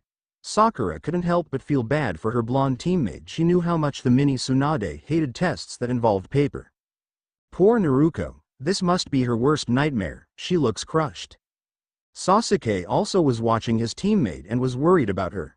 Hang in there, she hulked. Well, get through this, Naruko. Naruko lifted her head and looked at where the voice was coming from, or she would have if her test paper wasn't stuck to her forehead. She angrily grabbed the paper and slammed it down, calming down when she saw Hinata smiling at her, though strangely Hinata was blushing. Oh hey Hinata-chan. Why is she blushing so much? Is she sick? I hope I don't catch whatever she's got. Let's do our best, Naruko. Naruko smiled her normal foxy grin and winked at Hinata, which made the pale eye girl blush even more. You bet, Hinata-chan. Alright, papers face down until I give the signal. Now listen up. Everyone's attention was on the proctor, who was tapping a piece of chalk against the blackboard. There are a few big rules that apply to this first test. I'll write them on the blackboard and explain them all. I am not taking any questions. Got a problem with that? Too damn bad. I am only saying this once, so shut up and listen. Rules? And why no questions? Sakura's mind went to work trying to figure things out. Rule number 1. Each of you little shits will start out with 10 points. The test has 10 questions, each worth 1 point. Have I lost anyone yet? No? Good. For each question you get wrong, we subtract a point from you. Get all 10 right, and you keep your 10 points. But for example, you answer 3 questions incorrect, we subtract 1 point for every wrong answer, bringing your total down to 7. Sounds simple? Good, because it's about to get a bit tricky. Great, so if I get all 10 questions wrong, I end up with no damn points. Naruko slammed her head onto the desk again. Rule number 2. This written test is still a team event. Passing or failing will be determined the sum of the points held by all 3 members of each cell. The object is for each to have as few deductions as possible from its joint 30-point total. At hearing this, Sakura slammed her head down onto the desk as well as Naruko. Wait a second. The whole concept of the starting points and the deductions is hard enough to follow, but what is this whole team total you're talking about? Apparently someone was not paying attention when I said no questions. We have our reasons for this. Now shut up and listen and you just might learn something. Lastly is rule number 3. If, during the course of the exam, a candidate does anything suspicious, in other words anything that leads a proctor to determine that he or she has cheated, we subtract 2 points from each member of the cheaters team. Sakura's surprised face was just what Ibiki was looking for. So you see, some of you will probably run through your entire allowance of points during the test. If that happens, then you'll fail and be asked to leave. A random Chunin proctor spoke up, hoping to scare the test takers even more. Well, be looking over your shoulder when you least expect it. Well said, Katetsu. If you let the proctors catch you cheating, you bring not only yourself but your teammates down. If you really want to be Chunin, if you really want to be the best shinobi you can be, then start acting like it. Sakura was worried, not about her or Sasuke but about Naruko. Calm down, Sakura. It's too bad about Naruko, but Sasuke and I should be able to keep enough points for all 3 of us to pass, even if Naruko doesn't get a single answer right. Oh, and one more thing. Anyone who loses their 10 points, that person's team, regardless of how the other 2 members do, will be disqualified. Both Sakura and Sasuke went wide-eyed and Naruko again slammed her head on the desk, before lifting it up to look at Hinata. The test paper stuck to her forehead once again. Hinata-chan, have you ever got the feeling like someone wants to kill you? Naruko couldn't see if Hinata had shook her head yes or no, but she continued her speech anyway. Must be me, I guess. You have 1 hour, starting now. Sakura, while looking calm on the surface, was slowly starting to hyperventilate. Please say it isn't so. This is no win situation. Please, Naruko, for the sake of your team, for the sake of all that is holy, hang on to at least 1 of your damn points. Sasuke looked at his test questions and smirked after reading them. Well, I can say without a doubt that I can't answer a single question, and what's the deal with number 10? Naruko was beginning to freak out. She was trying her hardest not to, but so much was riding on this test and she wasn't anywhere near Sakura or Sasuke. Sasuke was watching his blonde teammate and knew she was panicking. It's almost as if they want us to cheat. That's it. They're testing our information gathering skills. Hurry up and figure it out, Naruko. Naruko looked at the clock and saw she was almost out of time. She was about to think of a way to cheat until a kunai flew by her head and landed on the paper of the guy behind her. What was that for? 5 strikes and you're out. Take your teammates and get out, now. Okay. Too fucking close. No way can I risk cheating. Omen, omen, omen, omen. Naruko didn't even realize her leg was bobbing up and down in a nervous pattern. Suddenly the room began to shake, followed by the whole building. One of the light fixtures came down and Ibiki yelled out. Earthquake. Everyone get down. Everyone went down and only Naruko was still up, and this did not go unnoticed by the blonde girl who with a grin switched her paper with a guy 2 down from her, his almost complete paper now in her possession. Everyone got back up and Naruko quickly made herself look like she's still freaking out. The guy whose paper she switched with quickly looked around, disqualifying himself and his teammates. Yes, yes, fuck yes. Score 1 for Naruko, the head bitch in charge. Who's the most awesome kunoichi in the world? You better bet your ass it's me. Now I just gotta wait for the last question. Who knew my freakish strength would come in handy for once? Number 102, you fail. On your feet, a proctor called out. Number 23, you too, you're out. Proctors began calling out team after team until finally it was time for the final question. Okay then, seems you all were still about to manage doing the test besides that little earthquake aftershock we had. Now I have one more rule for this question. This rule is absolute. Meanwhile, in the Jinsei Iro, a lounge for Konoha's Jonin Ninja 4 Jonin sat there relaxing. Well, with our students in the exams, it seems we finally have some time to ourselves. Asuma blew out a plume of smoke and smiled at Kakashi. Yeah, but we'll be busy again before you know it. Why's that? Kakashi was curious. Word is, this year's first chief proctor is Morino Ibiki. The sadist? Why him? Kakashi was now worried for his team. Sadist? Kurenai was curious as to why the man was called that. Kurenai, you're still a newbie to the Jonin elite, so you probably don't know him. A most unyouthful man if there ever was one, but I guess his job would make him so. Guy looked up at the ceiling, also worrying about his team. His job? What do you mean? What's he like? The Monsa Pro, the best there is. At what Asuma? Torture and interrogation. He's Morino Ibiki, Anbu Black Ops Torture and Interrogation Corps Unit Leader, and while they may not be tortured physically, you can have no doubt that he's subjecting them to psychological pressures the likes that you wouldn't believe. The man loves playing mind games with people and is a master of psychology.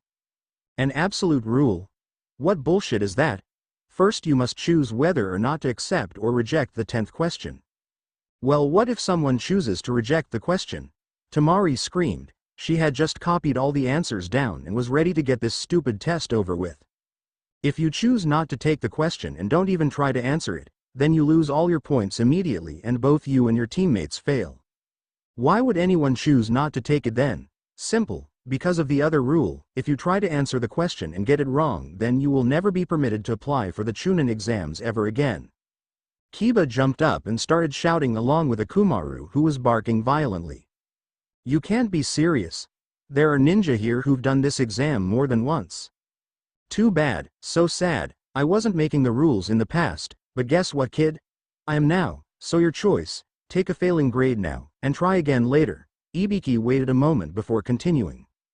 Those who choose not to take the last question raise your hands and be counted for. Once your number is confirmed, they will leave the room. Everyone watched as team after team rejected the question and were escorted out.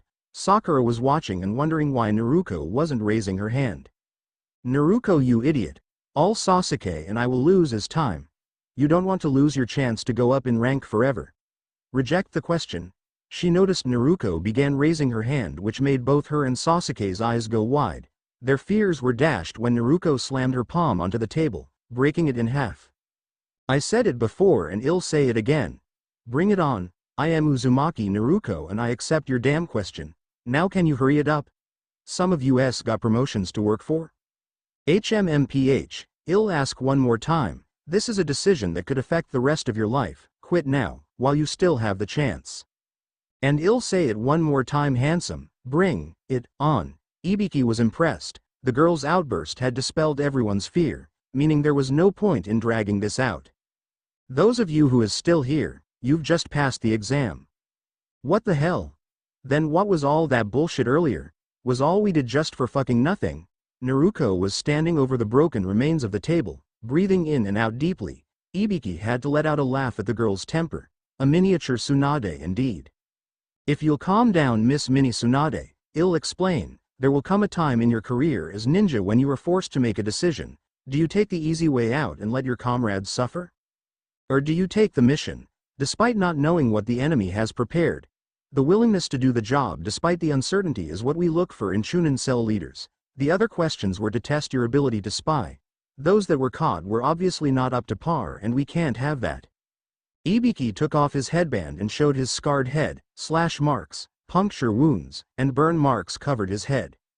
This is what happens to those ninja who can't be successful spies. If your skills aren't up to snuff, you can be captured and tortured. I am just glad you all passed and have shown me you got potential. He put back on his headband just as a big black ball crashed through the classroom window. Already? Oh, spare me. The ball unraveled to reveal what could best be described as a scantily clad woman wearing a tan trenchcoat and miniskirt with a mesh bodysuit and Anbu leg armor. None of you little shits are in any position to celebrate. I am Mitarashi Anko, the second chief proctor. Times a wasting people, let's go. Everyone in the room just stared at her with a look of disbelief and curiosity. Naruko was sizing her up. I kinda like her attitude, plus the mesh bodysuit looks nice too. Wonder where I can get one. Might be able to make Sasuke nosebleed hard off of that.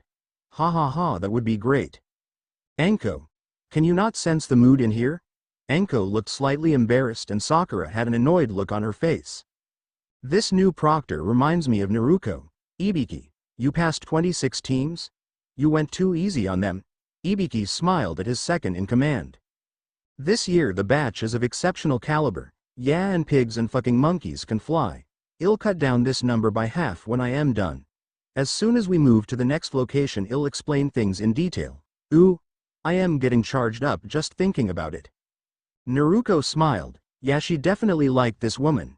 Ibiki stayed behind and picked up the sheets, noticing the one Naruko had entirely different handwriting and the name was sloppily erased and replaced with hers.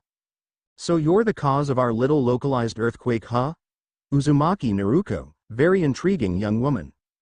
All of the genin teams now stood in front of a large foreboding forest while Anko looked on at them, enjoying their frightened looks. Welcome boys and girls to the area for part 2 of the exam, Training Ground 44, also known as the Forest of Death. Seems pretty creepy, Sakura said, but Naruko just placed her hands behind her head. I don't know, seems like a fun place to me. Anko had to smile at that. She liked this girl's attitude, but she had to make sure it didn't spread to the other applicants. Time to bust an ego. With lightning fast speed she pulled out a kunai and threw it at Naruko, cutting her cheek, and appeared behind her. Yeah, it is a fun place, but with your attitude you'll be one of the first to go, spilling all that rich, red, lovely, luscious blood. Anko slowly licked Naruko's cheek and the blonde couldn't help that her whiskers were sensitive. Was that supposed to turn me on? 'Cause it kind of did. Anko would have face vaulted if not for her holding onto Naruko. All around her males were holding their noses, trying to prevent nosebleeds. Even Sasuke checked his nose to make sure it wasn't bleeding. Anko's plan to scare the genin ended up in disaster thanks to the blonde in her arms. She noticed the cut on the girl's cheek had already healed up. So this is the Kyuubi girl?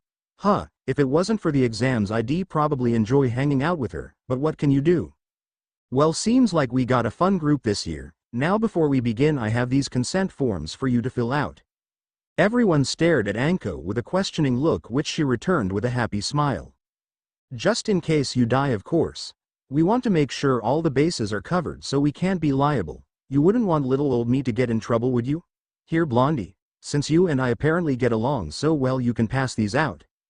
Only if I can get a mesh suit like yours. Anko grinned. She had no idea why people gave this girl so much shit when she obviously had great fashion sense.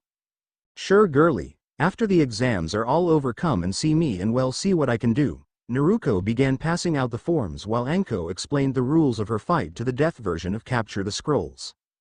Alright, you'll have 120 hours in which to complete this exam, exactly 5 days, no more, no less. Choji at hearing this was livid. 5 days? What are we supposed to do for food? That's your problem. The forest is full of nature's bounty, along with an assortment of man-eating animals, deadly insects, and poisonous plants.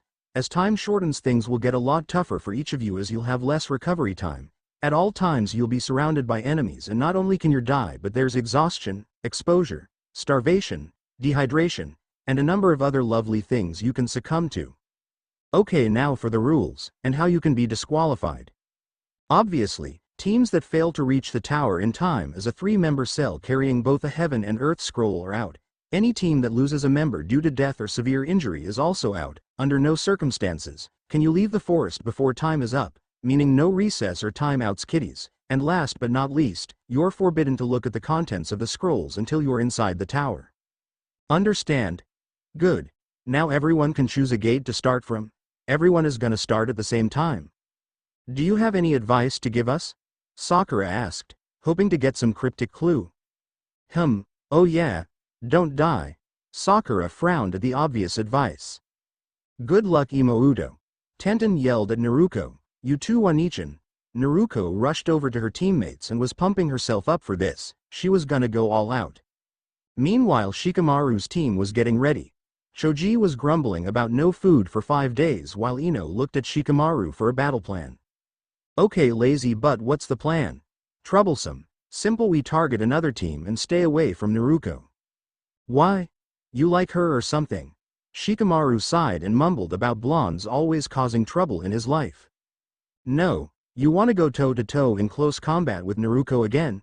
Ino's face went ghostly pale. Didn't think so. Well, try and go after another team. Gaara and his siblings were waiting at Gate 6 for the exam to start. Kankuro was upset he'd be stuck with Gaara for that long in the forest while his sister was worried for all 3 of them. Gaara, on the other hand, had his mind on a certain blonde. Uzumaki Naruko, if I can, you will be my first challenge. I cannot wait to crush you with my sand, though I wonder, why do I feel as if I know her?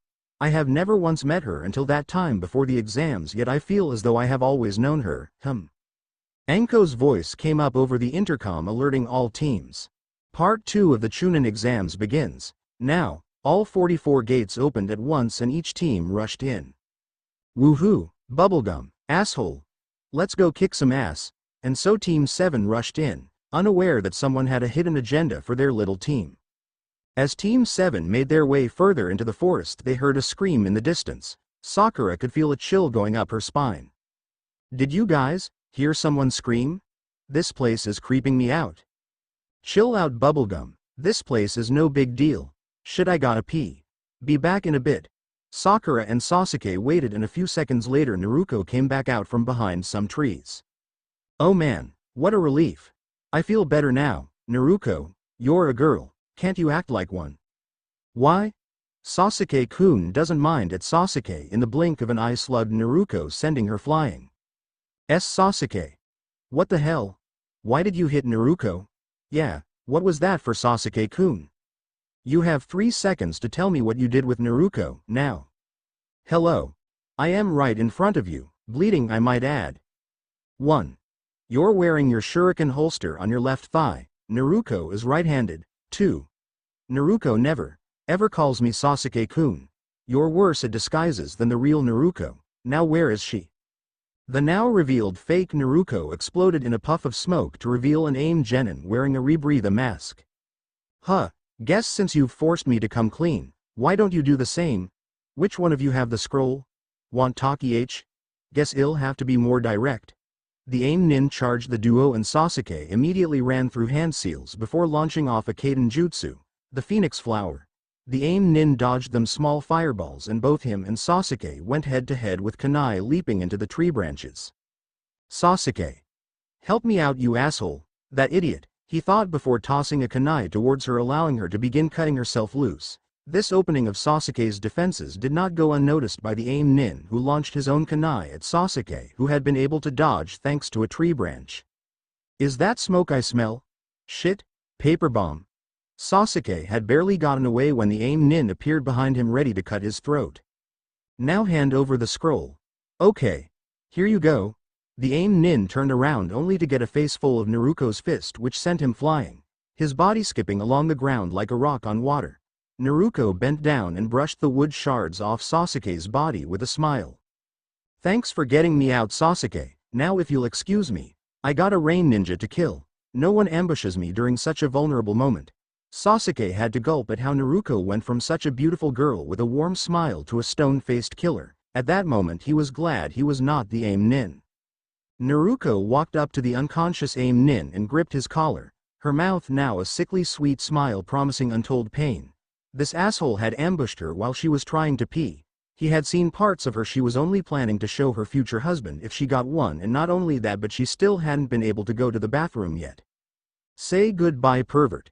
Naruko began swinging the unconscious ninja in a circle over and over, building up momentum until she finally let him go, watching as he went flying through the canopy of the forest. Naruko could only smile and brush her hands clean of dirt as she watched him arc into the air and come down, probably somewhere still in the forest. Sasuke and Sakura both walked up to Naruko, who smiled at seeing them. What happened to the aim nin? She hulked. Pervert went on a one-way ticket to who the fuck cares via air, Naruko. Nobody sees that part of my body without my permission. I understand what you mean, Naruko. I'd probably be the same way. Naruko gave a small smile towards Sakura. She knew Sakura was far more girly than she'd ever be, but at times they did agree on certain things. Okay, I think we should come up with a plan in case we get separated again. We can't let this happen again. The safest way is for us to have a password. That way no matter what we'll know if the person is really us or an enemy. Listen very carefully because I am only gonna say this once. It's a poem called Ninja Opportunity. We thrive in the chaos of the enemy tide.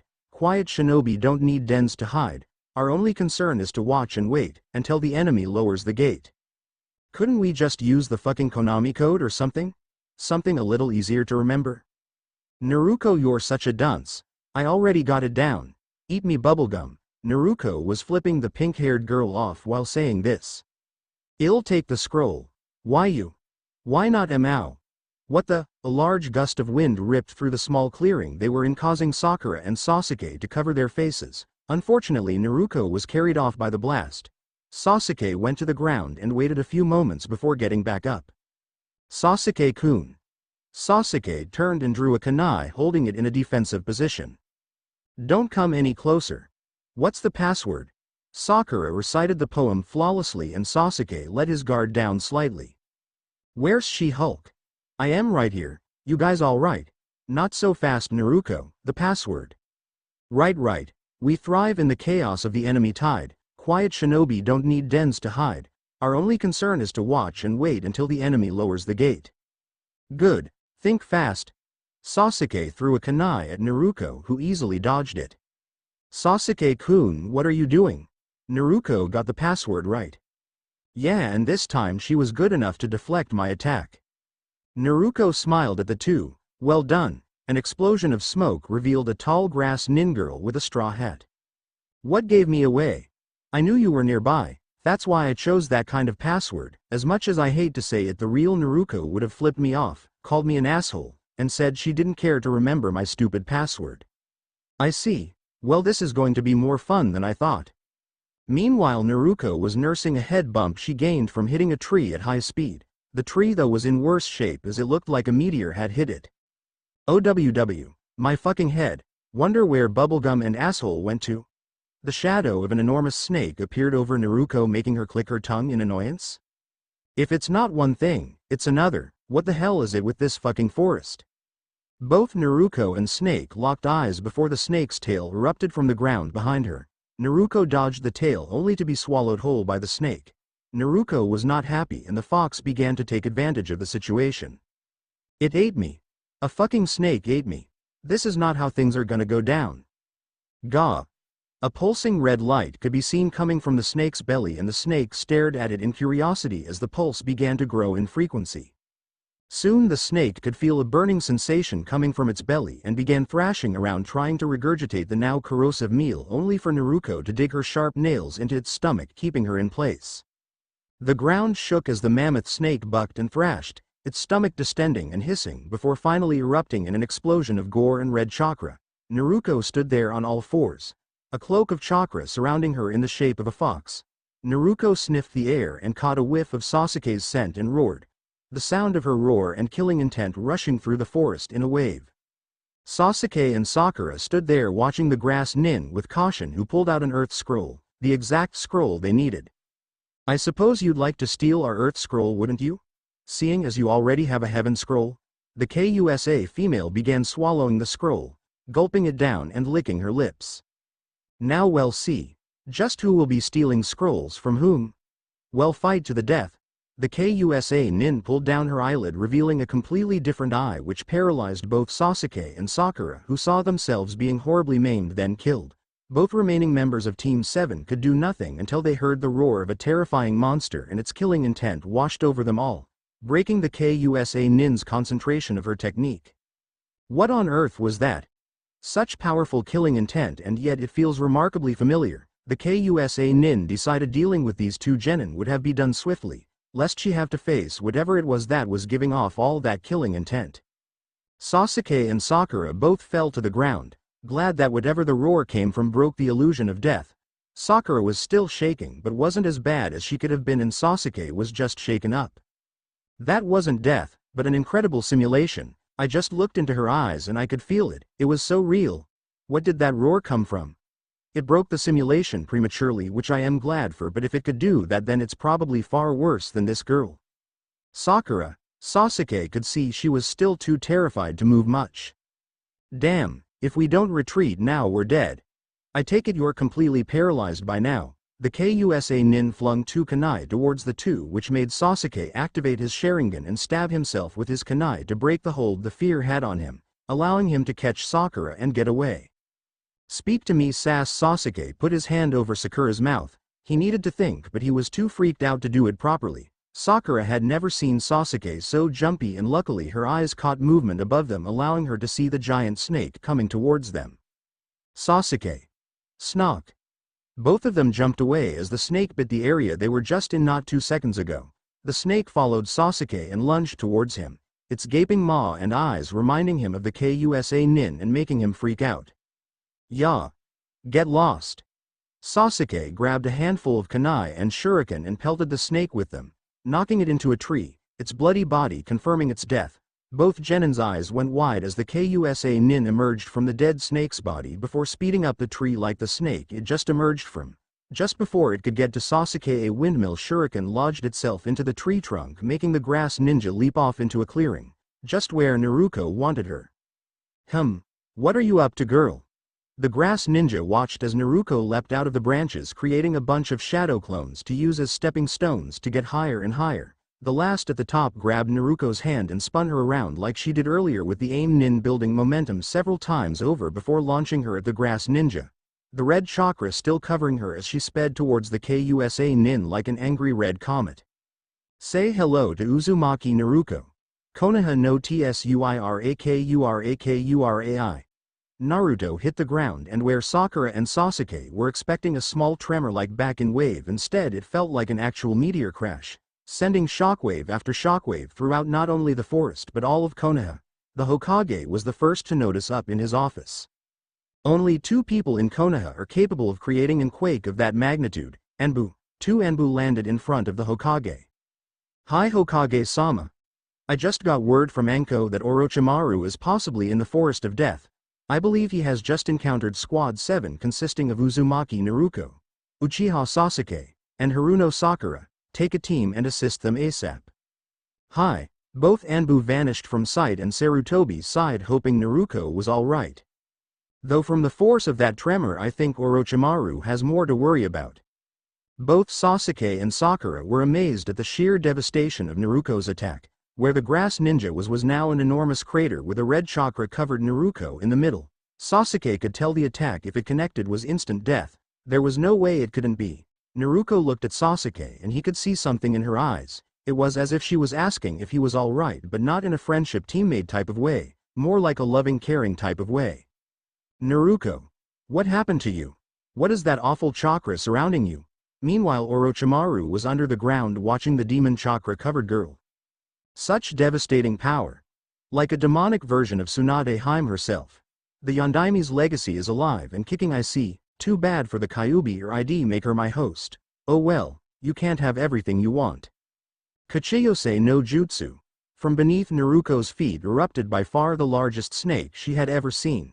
This thing could easily rival buildings in height. The snake moved towards Sasuke and Naruko appeared out of nowhere, holding off the titanic snake with a single hand. The red chakra surrounding her moving as if alive, her face smiling at the last Uchiha as she breathed in and out. "I told you you wouldn't be saving me anymore, you big pussy." Naruko winked at Sasuke, which made him realize that she indeed saved him, just like she had said back in Wave. Before either could do anything else, Orochimaru's tongue wrapped around her and Naruko grabbed onto it, the red chakra surrounding her burning the appendage. "Sorry, no tongue." On the first date, Naruko punched him away only for him to explode in a puff of smoke. "A shadow clone? That means, Sasuke. Look out behind you." 2 Orochimarus erupted from the ground, one in front of Naruko and another behind Sasuke. The one in front of Naruko had purple flames on his fingertips and he slammed them into Naruko's stomach, knocking the girl unconscious and flinging her away. "Naruko." Sakura threw 2 kunai which caught on Naruko's t-shirt, preventing her from falling. Sasuke dodged out of the way of the clone behind him and the memory of his brother came to him. "Do you really think you can beat me as you are now, Sasuke? You're pathetic. If you want to kill me, settle for hating me until you can. Hate me and live like the coward you are, clinging to life, without honor." "No." Sasuke's Sharingan activated and he immediately got into a stance, drawing several kunai and a windmill shuriken from his pack. "I've been living with the hope of one day killing you, Itachi. Hoping to make things better for me, make things safe for those I love and my future wife and children. If I can't even stand up and do what needs to be done now, I'll never be able to stand a chance in a fight against you, never have a chance to make things safe for me, and for Naruko." Sasuke charged towards Orochimaru, launching kunai at the speeding ninja who snaked along the branches, dodging the kunai and windmill thrown at him only to see the string attached to them all at the last second. Too bad I can't have both of them. The Kyuubi girl and Sasuke would both make amazing hosts. With Tsunade's immeasurable strength and the Sharingan I would be unstoppable. Maybe I should mark both of them, Author's note. Wanted to leave it off right there, didn't know whether to keep going or leave a teaser. I love Naruko, she's got a sailor's mouth and her comebacks to insults are simply eat me, fuck you, fuck off, flip off. Okay, brought the fox out a little early and next chapter you'll all get to see the identity of that mysterious voice from Wave. Konoha no Tsuirakurai. Naruko's self-appointed title of Konoha's Crashing Thunderbolt. Thanks for watching here friends.